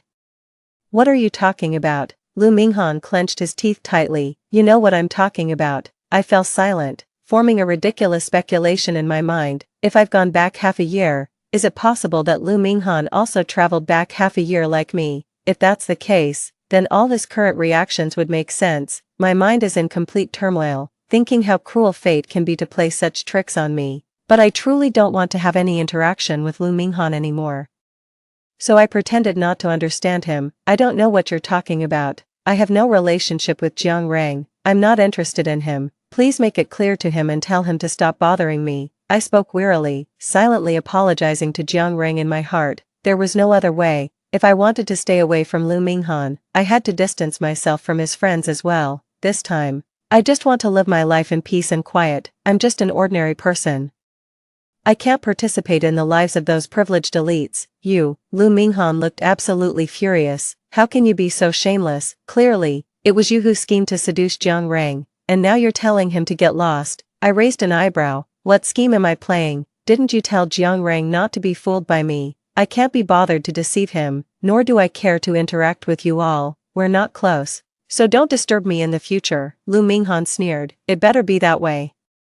I nodded, definitely. With this utterance, I bid farewell in my heart. Lu Minghan, let's have no more entanglements in this lifetime. Lu Minghan froze, his mouth opening slightly, but no words came out. I turned and walked away, leaving Jiang Rang confused about what had happened. But after that, I ignored him completely. When he came looking for me, I pretended not to see him. After several attempts, Jiang Rang blocked the classroom door, standing right in front of me the moment I stepped out. Shenli, can we talk? His face was pale, with dark circles under his eyes, looking like he hadn't slept well. I sighed. Didn't I tell you not to come looking for me? I'm not interested in you. Jiang Rang's expression looked somewhat hurt. Is it because of Minghan? What did he say to you? His words don't represent my thoughts. Shenli, please don't take them to heart. Okay, my expression was indifferent. It has nothing to do with him. I'm really not interested in you. Please stop coming to me. I need to focus on studying now. Jiang Rang pressed his lips together, forcing a strained smile. You've misunderstood. I just want to be friends. Is even that not allowed? I felt a bit reluctant, but still said, sorry, please don't come looking for me anymore. Many people witnessed this scene, including my roommate Qin Jiaojiao. That night, when I returned from studying, I heard Qin Jiaojiao's voice at the dormitory entrance. Does Jiang Rang have some kind of ugly fetish? Why would he be interested in Shenli? I've racked my brains trying to figure it out. Shenli is so ordinary, while he's so handsome, how could he possibly pursue her? And to top it off, he got rejected by Shenli. This world is just too surreal. Qin Jiajia sighed in amazement. Listening from outside, I couldn't help but twitch the corner of my mouth, unsure whether to enter now or not. To be honest, I didn't wear the ring and had no interest in Jiang Rang. Logically speaking, without the halo effect, there's no way he would have taken a liking to me. So I also find it quite surreal. After Qin Jiajia finished speaking, her roommate Su Lu asked, I also find it strange. Maybe Jiang Rang values personality more. Jiajiao, how are things with Lu Minghan? Haven't you been going out with him these days? Qin Jiajia's expression froze. We're getting along just fine. So when do you think you'll get together? After Su Lu asked, Qin Jiajiao gave an evasive reply. It's still too early, we're taking things slow. Seeing they had changed the subject, I finally entered the room. They were momentarily surprised to see me. but quickly greeted me warmly. Chen Jiaojiao asked gossipily about what exactly happened between Jiang Rang and me. Shenli, did Jiang Rang confess to you? I smiled, not wanting to ruin our superficial relationship either. Being surface-level roommates to get through the rest of our college years seemed fine. What are you talking about? He was just asking me for advice on a problem. How could he possibly be confessing to me? Chen Jiaojiao's eyes darted around. So you're not interested in him at all then? No interest? How could there ever be anything between us? Right now I'm only interested in studying. Chen Jiaojiao smiled. Shenli, you're such a bookworm. I smiled too. Studying is about contributing to the nation's development. What's the point of dating? I've read several books recently and would like to recommend them to you. Whenever I brought up studying, they would lose interest and give me perfunctory responses, so I'd just stop talking to enjoy some peace. After that day, Jiang Rang stopped contacting me. I thought my life would return to normal and I could smoothly get through university, but a few days later, Chen Jiaojiao called me. Her tone was hesitant. Shenli, can you come over for a moment? 5. I frowned and asked, what's wrong? Chen Jiaojiao's tone was hesitant. I'm at the mall next to the school. I'm not feeling well. Can you come over? What's wrong with you? Chen Jiaojiao said she wasn't feeling well and asked me to pick her up, although I didn't understand why she came to me. We were after all roommates. Chen Jiaojiao rarely asked me for help, and I was afraid she might really be feeling unwell with no one to assist her, so I packed up and went over. When I arrived at the agreed restaurant, I saw Chen Jiaojiao sitting at the table, not alone, but with Lu Minghan seated across from her. My face immediately turned cold. What do you mean? Didn't you say you were feeling unwell? Your boyfriend is sitting right across from you. Why not ask him for help? Chen Jiaojiao's face turned ugly as she stood up and pulled me. I'm sorry, Shenli. I lied to you. I was afraid you wouldn't come out. We just wanted to treat you to a meal. Please sit down first. I pushed her away impatiently. I'll take my leave if there's nothing else. As I turned to leave, Lu Minghan spoke coldly. What did you do to Jiang Rang? He's acting very strange right now. I looked at Lu Minghan. What does his bad mood have to do with me? I'm not close to him. Nor am I close to any of you. I turned my gaze to Chen Jiaojiao. Don't bother me with your problems in the future. As I turned to leave, Lu Minghan raised his voice. Dare to leave? Shenli, if you walk away, I'll tell Jiang Rang your secret. I stopped, curling my lips in a cold smile. What secret do I have? Go ahead, tell me. Lu Minghan's expression darkened. Just keep it in your heart. What do I know? You can't say it out loud. So you're just spreading rumors, is that it? Lu Minghan clenched his fists, staring at me intently. The you in Jiang Rang's eyes is different from the you we see. I seemed to hear some ridiculous joke and burst out laughing. Ha ha ha, are you out of your mind, you lunatic? You should ask Jiang Rang about that. How would I know what I look like in his eyes? I turned around, and the moment I left, all expression vanished from my face. Chen Jiaojia chased after me, her face pale as she apologized. I'm sorry, Shenli. I don't know what's wrong with Lu Minghan. He insisted I invite you out. It's my fault. I'm sorry. I ignored Chen Jiaojiao, but she grabbed my arm. Shenli, please forgive me. Don't give me the cold shoulder. I frowned at Chen Jiaojiao. Do you really need to? It's not like you're lacking an ordinary friend like me. Chen Jiaojiao's face stiffened, tears welling up in her eyes. Shenli, I genuinely want to be friends with you. Stop pretending. Just say what you want to say. If you don't speak up, we won't need to talk anymore. Chen Jiaojia bit her lip, hesitated for a moment, and spoke with difficulty. Lu Minghan is very interested in you. I really like him, but every time we meet, he only asks me about you. If you ignore me, he definitely won't pay attention to me either. I was stunned, feeling everything was utterly absurd. You still like him even though he's like this? Chen Jiaojia was on the verge of tears. This is the first time in my life I've liked a boy so much. I'm begging you, please help me. If I help you, who will help me? I said coldly, then pushed her away, changing my mind about leaving. I turned back into the restaurant and found Lu Minghan at his seat. If you keep having my roommate spy on me again, I'll call the police directly. When Chen Jiaojia rushed over, this was the sentence she heard. Her mouth fell open, her expression flustered. Lu Minghan's pupils trembled.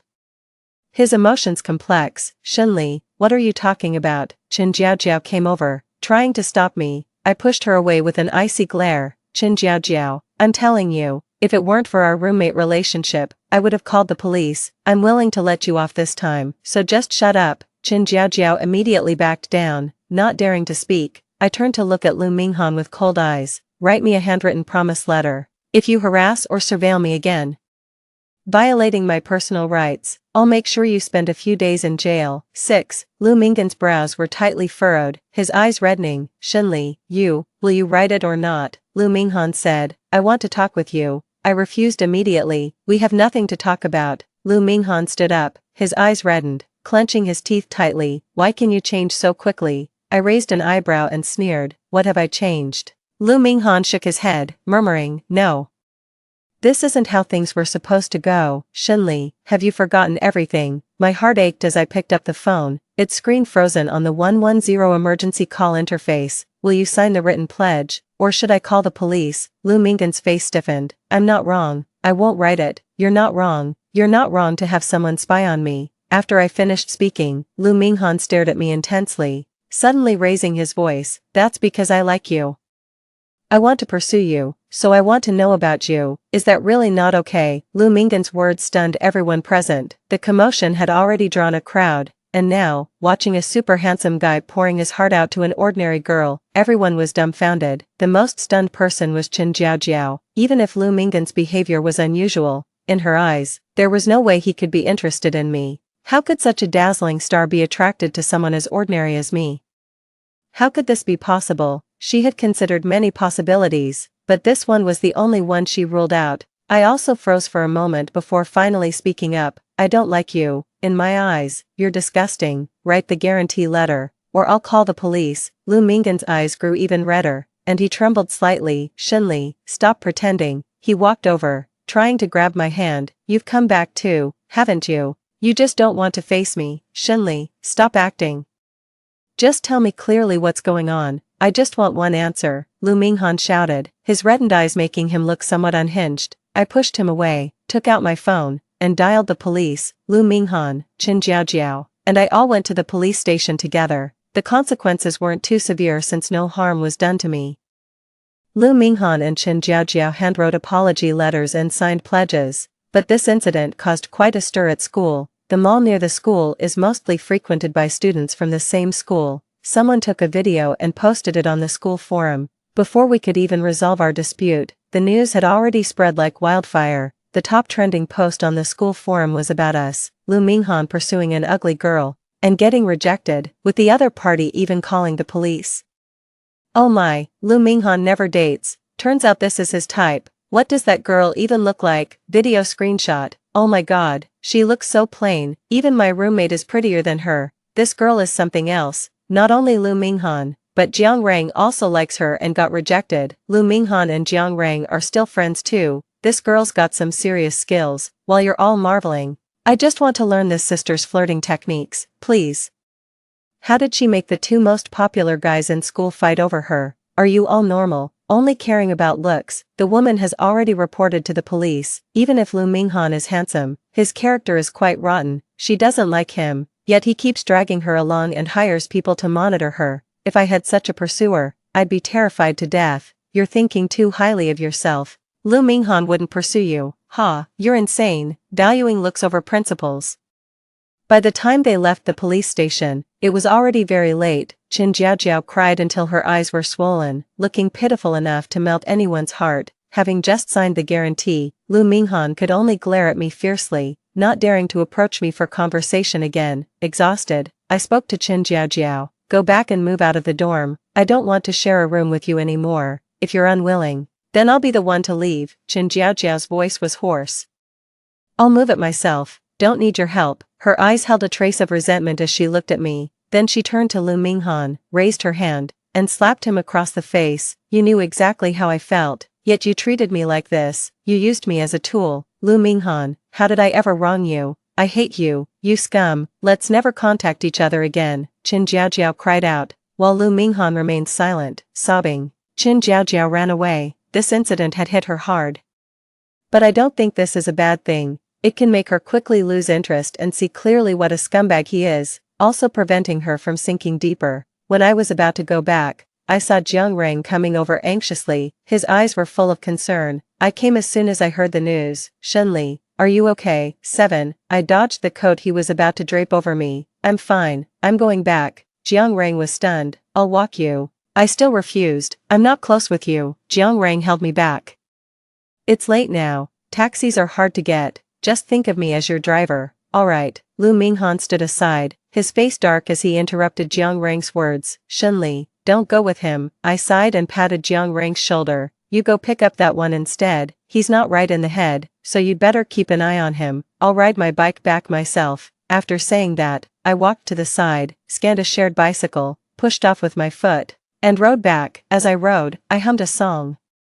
How many times did we say goodbye in those hurried years, delaying after farewells? Pity no one ever admitted that love wasn't just a grand debate of human desires. I gazed at the street lamp on the corner, dim yet bright, while behind me came Lu Minghan's trembling shout, Shunli, you lied to me. I froze, realizing belatedly that this song was Lu Minghan's favorite. He loved listening to it, and after hearing it so often, I could hum it too. I stared at the dim yellow light, pedaling harder, then stretched out my left hand and waved behind me, goodbye. But clearly, as long as I remained at this school, saying goodbye to Lu Minghan was impossible. Originally, some people thought the forum posts were just rumors or misunderstandings. How could Lu Minghan possibly pursue someone as ordinary as me? But later, Lu Minghan's behavior became increasingly obsessive. He started seeking me out, pursuing me with the same reckless intensity as in our past life.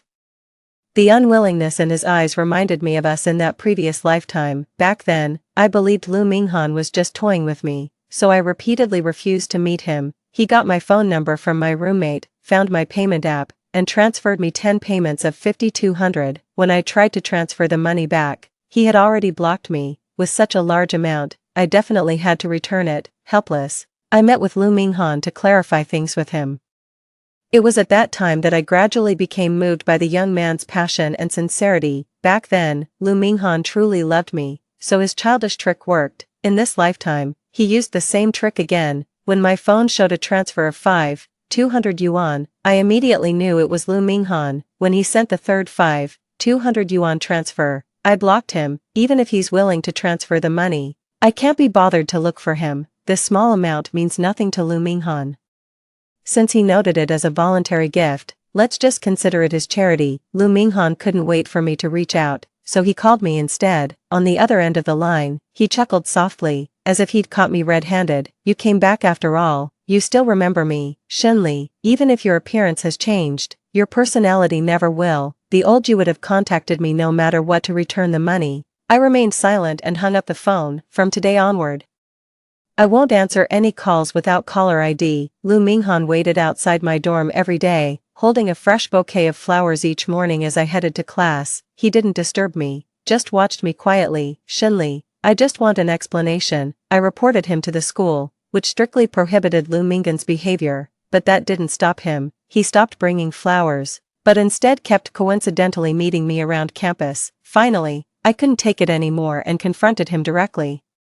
Come, let's have a proper talk. 8. I once asked what Lu Minghan thought of me in his eyes. He said I was radiant with pearly teeth, as beautiful as a celestial maiden. I always took it as a joke, never took it seriously, but now, I want to know, what do I truly look like in Lu Minghan's eyes? I gave him a piece of paper and asked him to draw my portrait. Draw the Shunli in your heart. Lu Minghan froze. You finally confessed to me. Draw her, I urged once again.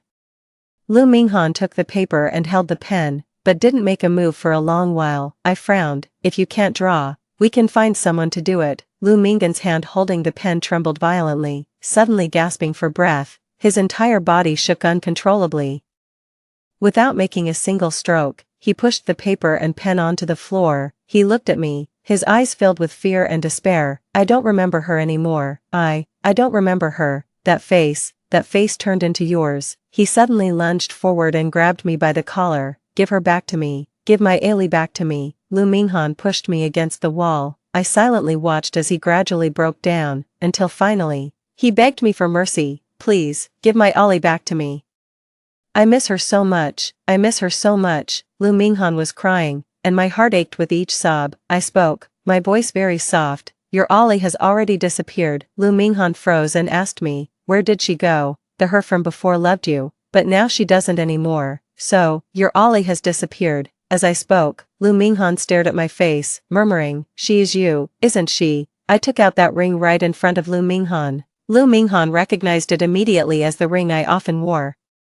He became emotionally agitated. "Where did you get this ring from?" I placed the ring in my palm and held it out to him. "I found this ring. Inside the box where I picked it up, there was an instruction manual. It said that by wearing this ring, you can become the ideal type of your secret crush." Back in college, I was an ugly duckling, so my fantasy was the most popular guy on campus, Lu Minghan. Lu Minghan snatched the ring like a madman, completely believing my words without a shred of doubt. Shinli, "I beg you to put it on, please, just let me see her one more time." I stared at him coldly, took the ring from his hand, and put it on, but after putting it on, there was no change on my body. Lu Minghan's expression immediately turned disappointed. "No change, you lied to me." I took off the ring and tilted my head at him. "Because I don't love you anymore." 9. Lu Minghan remained silent for a long time. I pushed him away.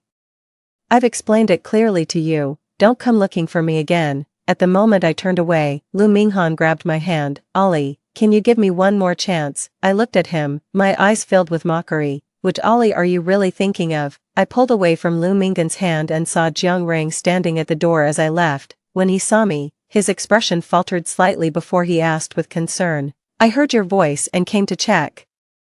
I gave a faint hum and brushed past Jiang Rang. From then on, Lu Minghan stopped contacting me. He became depressed, stopped coming to school, and went for psychological treatment instead. I heard from others that he developed depression because he couldn't remember his lover clearly. After Lu Minghan left, Jiang Rang gradually became part of my life. He knows his boundaries well, aware that I'm not too keen on interacting with him, so he gradually approaches me, maintaining contact within appropriate limits. Lu Minghan's love is passionate and unrestrained, wishing the whole world could know about it, while Jiang Rang is the opposite. His love is a gentle stream, slowly occupying your life. This slow-boiling frog approach made me realize too late that Jiang Rang had already completely infiltrated my life. Holding a cup of hot milk tea, he waited for me after class and gently extended his invitation. A new hot pot restaurant opened near the school.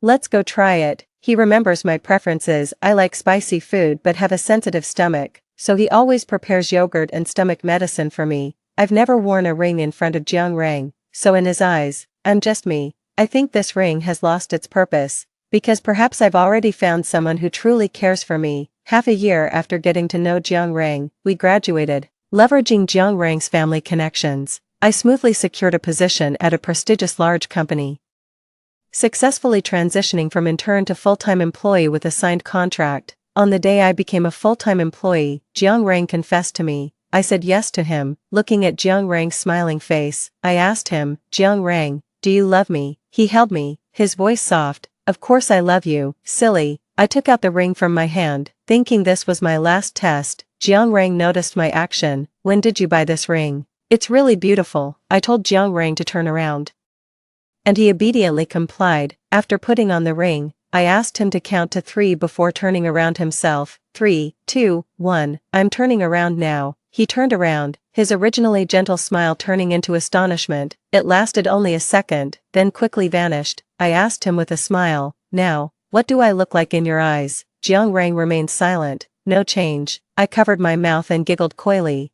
"Of course there's no change, silly." I hugged Jiang Rang and whispered softly in his ear, "Because I don't love you at all." "Jiang Rang," he screamed and kicked me out, claiming he didn't know me at all. I felt like I'd fallen into hell. When I returned to school, I found my ring was missing and had to go back to Lu Minghan's house to search for it. Jiang Rang's face turned deathly pale. I let go of him, picked up my bag, and ignored Jiang Rang's calls behind me. When Jiang Rang approached me, Lu Minghan had once sought me out. He looked much thinner, staring at me blankly. I urged him to speak, and he told me a secret. "Shenli, don't trust Jiang Rang. He had a first love who died in a car accident. He's only approaching you to use you." I froze for a moment before thanking him. "Thank you, I understand now." As I was leaving, Lu Minghan called out to me again. He whispered softly, "Shenli, I'm sorry." I turned and walked away, while the man sat behind, clutching his chest, softly murmuring the unspoken words, "I love you." In the evening, my colleagues threw a party for me to celebrate my official employment. They noticed the ring on my finger. "Your boyfriend bought it for you. It's really beautiful." I raised my hand and proudly showed it off. "What are you talking about? I don't have a boyfriend. I bought this myself." "Then why are you wearing it on your middle finger? Single people wear rings on the middle finger." I laughed. looking at the ring, lowered my eyes, and gently kissed it solemnly. Because I am the one I love the most. Girls, love yourselves. The end. Story 2. The baby's cries were particularly piercing in the dead of night, and my temples throbbed. Chow chow. The baby is hungry. Wan Chong pushed me, half asleep, urging me to make powdered milk. I stared at the little face in the crib, and my body couldn't stop trembling. Who would have thought that this little life, crying for food, would push me to my death with her own hands 18 years later? Slap. A resounding slap landed on Wan Chong's face. What the hell are you doing? He woke up instantly, covering his face and staring with wide eyes. Why should I make the powdered milk? What's the use of you? In my previous life, I always blamed myself, wondering if there was something wrong with my way of education. Later, I finally realized that raising a child should never be the sole responsibility of the mother. Given a second chance at life, I will send them to hell with my own hands. I seem to hear the baby's cries again. Honey, Lele is hungry, go make the milk quickly. After muttering the words, Wang Chong turned over and went back to sleep. I was stunned. I had actually been reborn. The next second, I slapped him directly. Wang Chong woke up with a start, covering his face. Are you crazy? It's the middle of the night, go make the milk for the baby, I said coldly. He still didn't move, his voice muffled in the pillow. Aren't you awake? Just do it while you're at it. Do you have to call me? I raised my voice. Wang Chong, you're the baby's father. Taking care of the child isn't just my business. I play with her during the day, make her complimentary food, and coax her to sleep. I even have to get up at night to make milk. You think I don't need to rest, right? He finally turned around, frowning. Can you keep your voice down? What if we wake up Lele? It's just making some milk. Do you have to be so nitpicky? I sneered. Me, nitpicky? Wang Chong, get this straight. Lele is our child, not just my responsibility. You're tired from work, but am I not tired from taking care of the child at home? You sleep like a log every day. Have you ever taken care of the baby when she cries at night? He sat up, his tone impatient too. Fine, I'll go make it. Okay, stop yelling here. Aren't you annoying? As he got out of bed, he mumbled, seriously, we can even argue over making milk. I watched him slowly walk towards the kitchen, and a chill ran through my heart. This was my husband, the father of my child. In his eyes, taking care of the child was always my business, and any problem with the child was also my fault. Looking back on my previous life, I tried my best to love Wang Lele. From the moment she was born, I devoted all my energy to her. When she was little, I got up early every day to make her a nutritious breakfast and send her to school. At night, I accompanied her to do her homework until she fell asleep. But Wang Lele dropped out of school in junior high. That day, she stood in front of me, her head lowered, and said in a small but firm voice, Mom, I don't want to study anymore. I want to learn hairdressing. I was so sad that my body trembled. But I still took her hand and said, Baby, you're still young. Although studying isn't the only way out, the more you study, the more options you'll have in the future. But she just bit her lip, with tears welling up in her eyes, yet she refused to say a word. Later, she really went to a hairdressing salon as an apprentice. She left early and came back late every day, and her hands were always stained with the color of hair dye. Looking at her like that, I was angry and at the same time. But she always said with a smile, Mom, I think this is pretty good. Until that day, she brought a boy with yellow hair home. The boy was wearing ripped jeans, had earrings in his ears, and a cigarette in his mouth, looking very casual and unruly. His name was Sun Mingwei, and she met him at the hairdressing salon. I lost my temper on the spot and pointed to the door, telling him to get out, but Wang Lele stood in front of him and shouted at me, Mom, can you stop interfering in my business? I'm already grown up. Sun Mingwei is really good to me. He gives me flowers on Valentine's Day and buys me a cake on my birthday. Since then, she got closer and closer to Sun Mingwei, and even started staying out all night. I was worried every day. She didn't answer my calls or reply to my messages. One day, she came back with red eyes, holding a pregnancy test stick in her hand. The two red lines stabbed at my eyes painfully. Lele bit her lip, her voice trembling a little. Mom, I'm pregnant. My mind went buzz. I stared at her and my voice involuntarily rose. What did you say? Say it again. I'm pregnant, and I want to give birth to the baby. Lele raised her head, her eyes showing stubbornness. I was so angry that my body shook. I pointed at Sun Mingwei and asked, Is this his child? Sun Mingwei lowered his head and didn't say a word, but Lele rushed to say, Mom, this is our child, and we want to raise him together. With what do you plan to raise the child? You've just turned an adult. And what about him? Does he have a job, an income? Sun Mingwei finally spoke, his voice very low. Auntie, I will work hard, work hard. I interrupted him. Work hard at what? Work hard at playing games, work hard at smoking and drinking. Do you know how much it costs to raise a child? Milk powder, diapers, schooling. Have you thought about all these things? Leilei's eyes turned red, and her voice also got louder. Mom, don't talk about him like that. We really love each other. And the child is the crystallization of our love, crystallization of love. You can't even support yourselves. What are you talking about when it comes to the crystallization of love? Leilei, how old are you? Your life has just begun. Why do you want to be tied down by a child so early? Leilei bit her lip and said, it's none of your business. I've already decided. I want to give birth to this child, and no matter how difficult it is, I will take responsibility.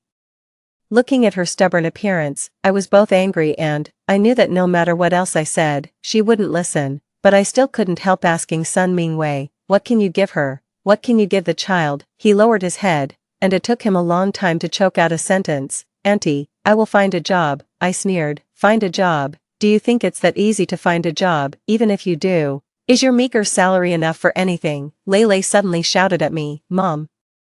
Stop forcing him, our business is none of your business. Wang Cheng rushed up and pointed at my nose and scolded, look at how you're a mother, the child has become like this, and it's all your fault. I couldn't believe my ears. I worked hard, tried my best to spare time to accompany Leilei, gave her the best life, and raised her in a wealthy way. Why in Wang Cheng's eyes, all of Wang Leilei's mistakes were caused by me. Just as we were arguing, Sun Mingwei suddenly pushed me hard. The back of my head hit the corner of the tea table hard, and blood immediately flowed out. Dad, Brother Wei didn't do it on purpose. Leilei's first reaction wasn't to call an ambulance but to rush to excuse Sun Mingwei. I know, Dad knows, this is an accident, it's not your fault. Wang Cheng's reaction made me even more disheartened. He actually forgave them casually. I lay on the ground, my chest aching sharply, and my breathing became more and more difficult.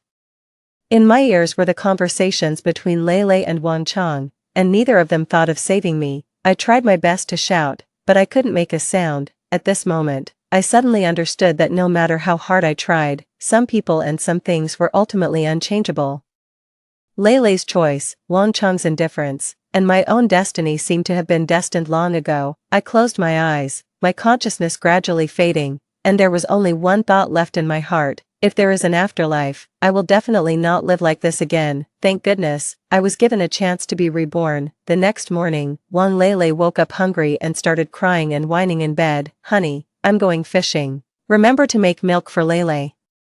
Wang Cheng said as he walked towards the door, carrying a fishing tackle bag in his hand. I stepped in front of him and said, I'm going for an interview. Leilei is in your care. Wang Cheng frowned, his tone full of dissatisfaction. What does a man know about taking care of a child? A man is meant to do great things. We work hard outside, and women should just be good housekeepers at home. I sneered and retorted unceremoniously. After you pay off the mortgage, the car loan, and the money for your mother's old age support, is there any money left? Which expense in this family isn't being supported by me? Given a second chance at life, I have already seen through his selfishness and incompetence. In this life, I can definitely take advantage of the information gap to complete the accumulation of wealth in advance. Wang Cheng's face immediately turned ugly, and he stammered, wasn't there still a lot of the betrothal gift left? I looked at him coldly, my tone full of mockery. When I had a massive hemorrhage during childbirth, we used the money from the betrothal gift to pay the medical bills. The betrothal gift is my guarantee, not yours. After he finished speaking, I slammed the door and left without looking back. When I got home in the evening and opened the door, I saw Wang Cheng in a hurry, holding the crying Leilei, with the milk bottle on the ground and powdered milk spilled everywhere. He looked exhausted and immediately complained when he saw me. How could you leave the child and go to work? Look at what a mess the house is in. I put down my bag and said calmly, I passed the interview, and my salary is higher than yours. Why don't you quit your job and stay home to take care of the child? He was stunned, his face turning red and then white. Are you kidding me? How can a man stay home to take care of a child? Wang Cheng, remember, the child isn't just mine. It wasn't my mother who urged us to have a baby in the first place. My words made Wang Cheng react immediately. Before long, I heard him on the phone in the living room. Mom, Xiaowen is going to work. come and help us take care of the child." On the phone, my mother-in-law's voice was so loud that it was ear-piercing, and I could hear it clearly even in the bedroom. "I'm already at this age, and you still want to make me work to death? My body isn't in a condition to help you take care of the child. Can't you just let me enjoy my old age in peace?" I sneered in my heart. My mother-in-law was only in her early 50s, she could dance square dance, climb mountains, and go for long walks without any problem. Why did she suddenly have health problems when it came to taking care of the child? Wang Chang's tone became a bit urgent. "Mom, it was you who urged us to have a baby in the first place, now you can't just ignore it. Can you? If you don't come to help, we'll have to hire a nanny, but if we do that, the expenses will be high, and your old age support money might have to be stopped." When my mother-in-law heard this, her voice got even louder. "What do you mean? Are you threatening me? I'm your own mother." Wang Chang sighed. "Mom, I'm not threatening you. I really have no other choice. Xiaowen's salary is higher than mine, and it's better for the family if she goes to work. If you don't help, we really can't manage." My mother-in-law was silent for a while, and finally said reluctantly, Fine, I'll come over tomorrow, but I'm telling you, I'll only take care of the child, I won't do any other work." I didn't listen to what they said next. Anyway, I knew that Wang Chang always had a way to make his mother compromise. In my previous life, we had to pay an extra 10,000 yuan per month to invite my mother-in-law to come. This time, that money could be saved. Sure enough, early the next morning, my mother-in-law appeared at my door carrying big and small bags. She had a stern face and mumbled as soon as she entered the door, "I really owe you with these old bones of mine." I turned a deaf ear to my mother-in-law's words and smiled at her. "Thank you, Mom." Then I turned to Wang Chang, who was making milk for Wang Lele, and said, "I'm going to work." "Honey, maybe some people will ask, why not just get a divorce? Because according to the law, children under 2 years old are generally awarded to the mother for custody. In this life, I just want to stay far away from Wang Lele, let alone raise her alone." At 5 o'clock in the morning, I got up before the alarm clock rang. I drove to the Xingmei live streaming base in the industrial park, which was the base of my live streaming sales team. I picked up the name tag on the table and pinned it to my chest. Xiaowen, Senior Consultant of Xingmei Live Streaming. Dear viewers, look at the concealing power of this BB cream. In front of the 3 cameras, I switched to a sweet voice. 2 hours later, I removed my heavy makeup, tied up my ponytail, and turned into a live streamer selling agricultural products. With grape juice still on my apron, I then changed into autumn clothes and became a fashion buyer. I rotated among 6 live streaming rooms for health products, smart home appliances, and other products. I didn't collapse into the office chair until the neon lights came on. Today's sales reached 367 million yuan. Behind this string of numbers was the 1.2 million yuan put together by my parents mortgaging their house and all my savings. In the past 2 years, I claimed to be a live streamer externally, but in fact, I was the boss behind the scenes. I knew that live streaming would be the trend in the future, and I wanted to seize this opportunity. Every month, I would hand over a fixed salary. Neither more nor less, just 400 yuan more than Wang Chang's. I didn't have breakfast at home, and I also had dinner outside before going home. If asked, I would say that the company has good benefits and provides 3 meals a day. As for the money for buying groceries, don't even think about it. I won't pay a penny. Wang Lele was already over 2 years old, and my mother-in-law was still chasing her around to feed her. "Good girl, open your mouth wide." "Ah, so good," my mother-in-law praised as she fed her. I went out to get some water and saw this scene, feeling nothing in my heart. My mother-in-law glanced at me and said proudly, "Look, Lele is well fed and chubby by me. Isn't she great?" Indeed, she was chubby. At only 2 years old, she weighed more than 20 kilograms. And she was so fat that she looked like a ball. "Good girl, do you want to eat a roasted chicken drumstick? Grandma will take you to buy one later." My mother-in-law coaxed her. I casually reminded, "Try to eat less of this kind of food, it's easy for children to develop prematurely." Before my mother-in-law could speak, Wang Lele was unhappy. She pouted and said, "Mom is bad, Grandma is good. I don't want Mom, I want Grandma. Eat slowly." I didn't bother to say more. That reminder was like a fart. My mother-in-law even instigated Wang Lele outside. "Let's not want her, she's a bad mom." I lay on the bed and looked through the live streaming sales list. The sales of tens of millions yuan overnight made me too excited to fall asleep. This kind of exhaustion from working hard for my job was completely different from the tiredness of being a housewife. Now, I no longer have to be stingy because of lack of money, and I don't have to worry about Wang Leilei's education problems. I only have work in my eyes. And it gives me confidence. I have to say that Wang Chang has indeed made some progress in the past 2 years. He got promoted and received a raise, but he also made the mistake that most men tend to make when they have money. He had an affair. I knew it was time to get a divorce, but Wang Chang had to leave the house with nothing. Wang Chang called me. As soon as I answered, he started scolding me furiously. You should get off work earlier in the future and come back to cook. Also, get up earlier in the morning. The house is in a mess, and you don't even bother to clean it up. Seriously, I suspected that he was just looking for trouble for no reason. Isn't your mother at home? I retorted. She has to cook, take care of the child, and clean the house. How tired she must be. Wang Chang said this with full confidence. When I was taking care of the child, cooking, and cleaning the house before, why didn't I see you find someone to give me a hand? I replied coldly. Wang Chang got angry. What the hell do you mean? Do you not want to live together anymore? I didn't say anything and directly forwarded the photos sent by the private detective to him. In the photos, he and a woman came out of the hotel intimately. Wang Chang was obviously stunned for a moment, but he quickly continued, since you already know, I won't hide it from you. Men have a lot of social engagements outside. Which one of them doesn't do this? Besides, I work so hard to support the family.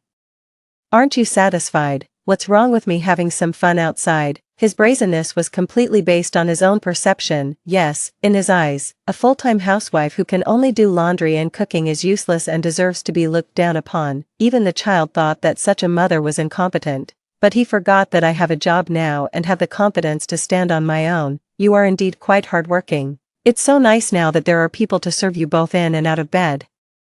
Wang Leilei also likes your new girlfriend very much. I won't come back. That's right. Wang Leilei had already met Wang Chang's new girlfriend. It seemed that they got along well. After all, the new girlfriend wouldn't stop her from eating hamburgers and fried chicken, and would even buy her iced cola and ice cream. At night, I didn't go home. I stayed in a 5-star hotel for one night, letting the soft mattress hold me up. I had been pretending to be poor at home for the past 2 years.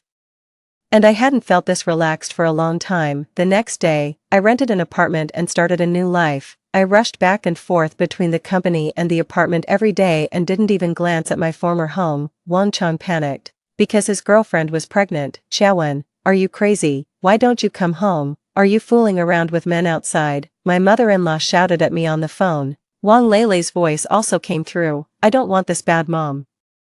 I want Aunt Jean to be my mom. Let her die. A child so young actually cursed someone to death. I knew that the saying man's nature at birth is good wasn't true. Wang Leilei had some innate bad qualities. The calls from home became more and more frequent. After a month, Wang Chang finally couldn't hold back and proposed a divorce. I agreed to meet him and negotiate. As soon as I got to the door of the house, I heard laughter and chatter coming from inside. Wang Leilei was laughing happily and said, Aunt Jean, I like you so much. A sweet and clear female voice replied, I like Leilei too. I really wish you were my daughter. Auntie will make a lot of fried chicken and hamburgers for you to eat. This was Wang Chang's new lover, Zhang Xiaojing. Wang Chang was also there. He interrupted and said, don't spoil her too much. She's too fat now. Zhang Xiaojing smiled and explained, the child is still young. She will naturally lose weight when she grows up. It's just baby fat now. My mother-in-law also chimed in, yeah, it's normal for a child to be a bit chubby. I said the same thing before. That damned woman Xiaowen even talked about hormones and precocious puberty. She was just scaring people. I stood at the door, expressionless, listening to all this. After pushing the door open, 4 pairs of eyes all looked at me at once. Wang Leilei hadn't grown taller, but she had gained a lot more weight. The flesh on her face had squeezed her. Auntie will make a lot of fried chicken and hamburgers for you to eat. This was Wang Chang's new lover, Zhang Xiaojing. Wang Chang was also there. He interrupted and said, don't spoil her too much. She's too fat now. Zhang Xiaojing smiled and explained, the child is still young. She will naturally lose weight when she grows up. It's just baby fat now. My mother-in-law also chimed in, yeah, it's normal for a child to be a bit chubby. I said the same thing before. That damned woman Xiaowen even talked about hormones and precocious puberty. She was just scaring people. I stood at the door, expressionless, listening to all this. After pushing the door open, 4 pairs of eyes all looked at me at once. Wang Leilei hadn't grown taller, but she had gained a lot more weight. The flesh on her face had squeezed her eyes into a slit. This was caused by her eating high-calorie food every day. She was already annoying, and after getting fatter, she looked even more ill-tempered, completely lacking the soft and cute appearance that a child should have. Wang Lele suddenly threw herself into Zhang Xiaojing's arms. I don't want her. Aunt Zhang is my mom. I ignored Wang Lele's words and directly looked at Zhang Xiaojing. She seemed a bit embarrassed and forced a smile at me. Wang Chang immediately stood in front of Zhang Xiaojing, frowning and glaring at me, his tone full of dissatisfaction. Don't blame Jingjing. It's you who left home and didn't come back. That's why I brought her back to take care of Lele, I sneered. Wasn't it you who had an affair first? As soon as Wang Chang heard this, he immediately stood up and raised his voice. What are you talking nonsense about? Who had an affair? Now you're even good at turning things around, aren't you? I looked at him coldly, my tone calm but sarcastic. Fine. You didn't have an affair, and she's not pregnant either. As for the divorce, since you said that, then let's just drag it out and see who can afford to wait. After saying that, I turned around and was about to leave, but Wang Chang suddenly called out to me, his tone a bit flustered. Wait, what exactly do you want? I stopped and looked back at him, my tone firm. I don't want anything. Since you proposed the divorce, then we'll follow the legal procedures. I looked at Zhang Xiaojing's belly, which was slightly bulging. I estimated that she was already 3 or 4 months pregnant. If we waited for the legal judgment, I'm afraid she would give birth soon. I sneered in my heart. No wonder they were so eager to get a divorce.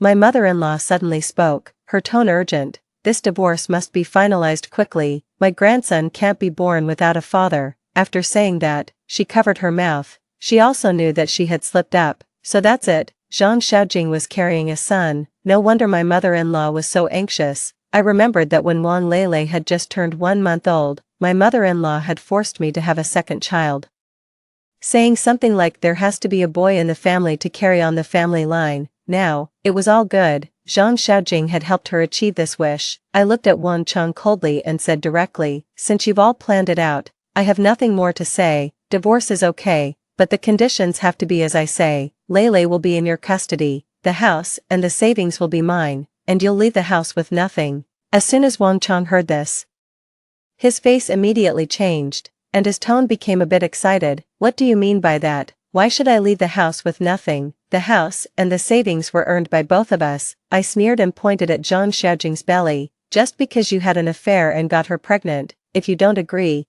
then we'll see each other in court and see how the judge will rule. Wang Chang was suddenly at a loss for words, his face turning pale with anger. Zhang Xiaojing stood aside, her head lowered and not daring to speak, her hand unconsciously touching her belly. Seeing this, my mother-in-law quickly interrupted. Qiang, just agree to it. The most important thing for our family now is my grandson. Everything else is not important. We can earn the house and the savings back if we lose them, but we can't delay the child. Wang Chang gritted his teeth. It was obvious that he was struggling internally. After a long while, he finally sighed and his tone softened. Fine.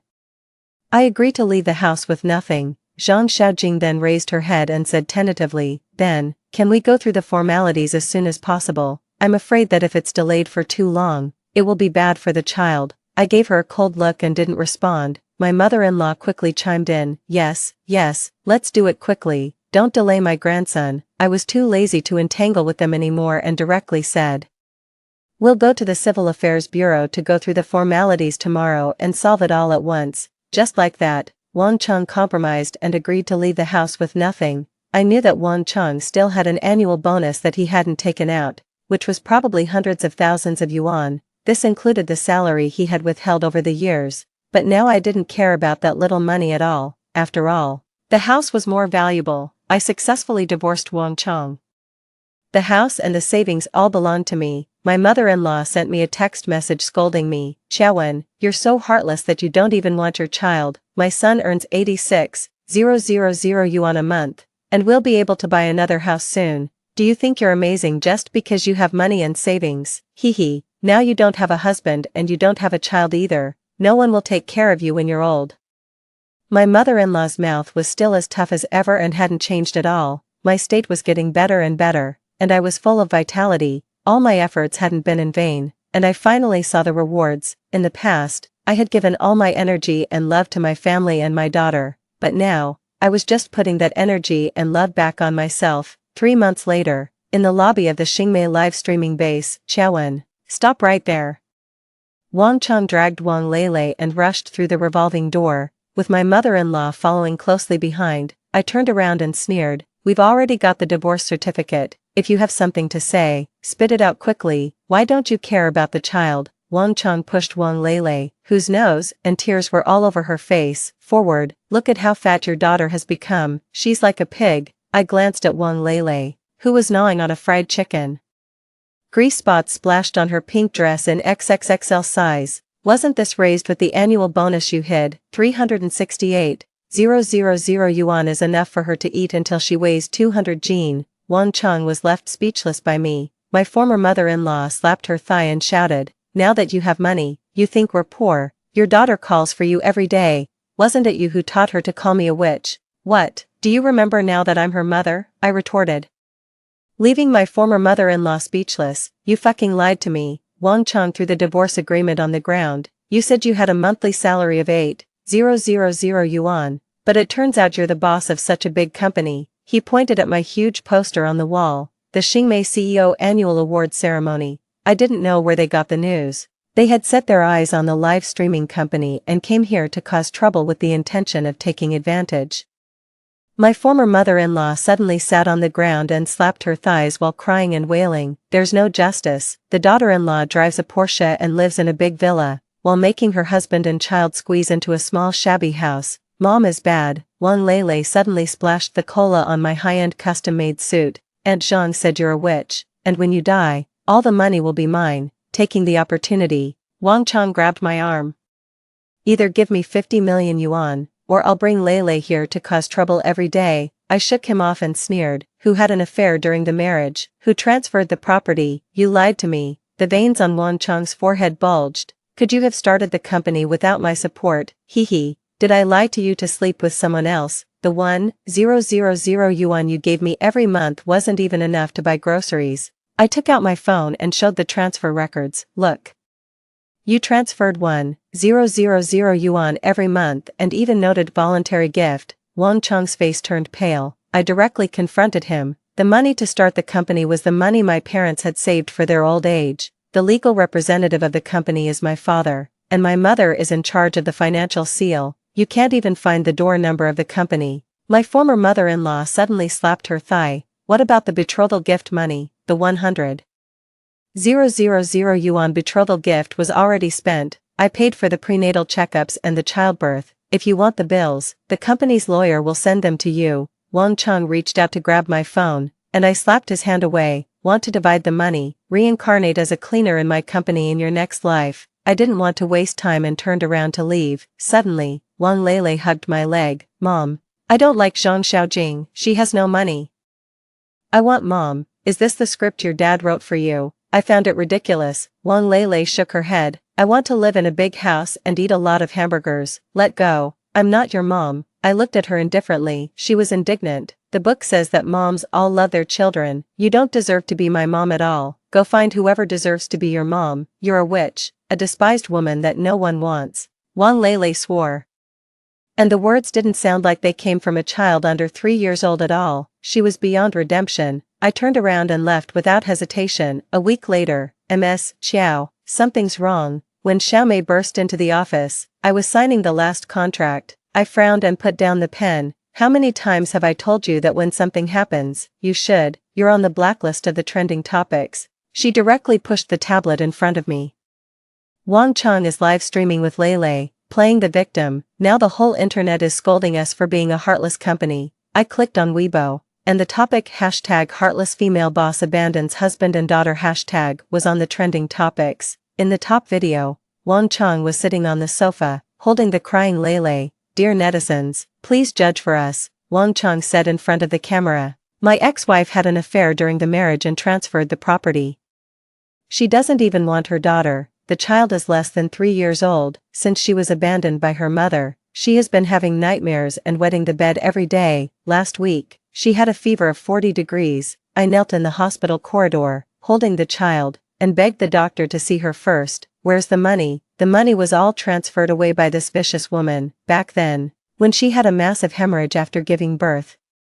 I was so anxious outside the delivery room that I almost sold the house to raise money, but now she's actually hiding the property during the marriage. The video suddenly switched to a close-up of Lele. The child under 3 years old had red and swollen eyes from crying. Mom doesn't want me anymore. Mom took all of Dad's money, Mom said that Lele is fat. She suddenly burst into tears. The comment section exploded immediately. If a child so young hasn't controlled her weight well, it must be the mother's responsibility. Such a woman deserves to go to hell. Find out who she is, expose her company, reveal the address, send wreaths. I tapped the table with my fingertips, asked the technical department to check the IP addresses, mark all the big accounts that are inciting the public opinion. An hour later, there were crowds of reporters downstairs of Xingmei Media. The internet trolls hired by Wang Chang were very professional.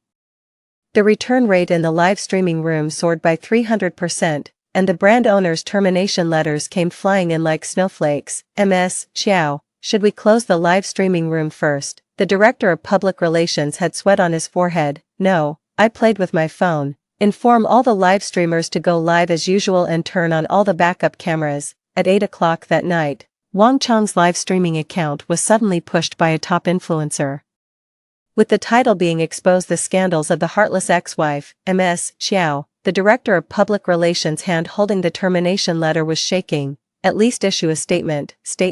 I suddenly laughed out loud. Issuing a statement now is like feeding raw meat to a starving wolf. I put down the water glass in my hand. If you're going to feed it, you might as well feed it something poisoned. Special effects of fireworks exploded in Wang Chang's live streaming room, and there were continuous rewards. The number of viewers soared straight up, reaching as many as 1 million. He deliberately changed the background to our wedding photo and wiped his tears hypocritically. She transferred as much as 20 million yuan of the property during our marriage. When she gave birth to a child back then, I stayed by her side for 3 days and 3 nights. When I kicked open the door of the live streaming room, Wang Chang was performing in front of the camera. Mr. Wang. I slapped the prenatal examination form on the table. Zhang Xiaojing is 32 weeks pregnant. I deliberately paused and watched as his cold sweat dripped onto the divorce mediation document. However, it's only been 3 months since we got divorced. You're spouting blood. Wang Chang suddenly overturned the chair. I don't know her. I chuckled and raised my phone to play the recording. Zhang Xiaojing's sweet and greasy gasps exploded in the live streaming room. Brother Chang, will your wife find out? So what if she finds out? Does that shrew dare to mention divorce? His expression froze instantly, like a rooster with its neck choked. The bullet comments scrolled frantically. Damn, an earth-shattering reversal. OMG, a live broadcast of a bed scene. Where's the guy who was crying just now? Dear viewers, I turned to the camera and held up the prenatal examination form. This Mr. Wang, who claims to love his wife dearly, actually had an affair during the marriage a long time ago. It's only been 3 months since we got divorced, and his son is about to be born. The image of Wang Chang hugging the pregnant woman and entering the elevator in the surveillance footage caused exclamations in the bullet comments. He calls himself a loving father who has been raising the child alone as if his wife were dead, but he was just busy accompanying his mistress. You're talking nonsense. Wang Chang suddenly picked up a chair and threw it at me. This is all synthesized by AI. The veins on his neck bulged. It's you who hid the property during the marriage. Whether I hid the property during the marriage or not will be investigated by the public security organs. I looked at Wang Chang, who was shivering across from me. By the way, how many years is the sentence for bigamy, plus the crimes of slander and fabricating evidence? Wang Chang rushed towards me but was stopped by the police. The police put handcuffs on Wang Chang. Wang Chang, you are suspected of bigamy and slander. You are now under formal arrest. Wang Chang suddenly broke free from the restraint and knelt down on the ground. Wife, I was wrong. It was all that bitch Zhang Xiaojing's idea. For the sake of our 5 years of marriage, in my previous life, I tried my best to love Wang Lele. Later, I sued Wang Chang in court.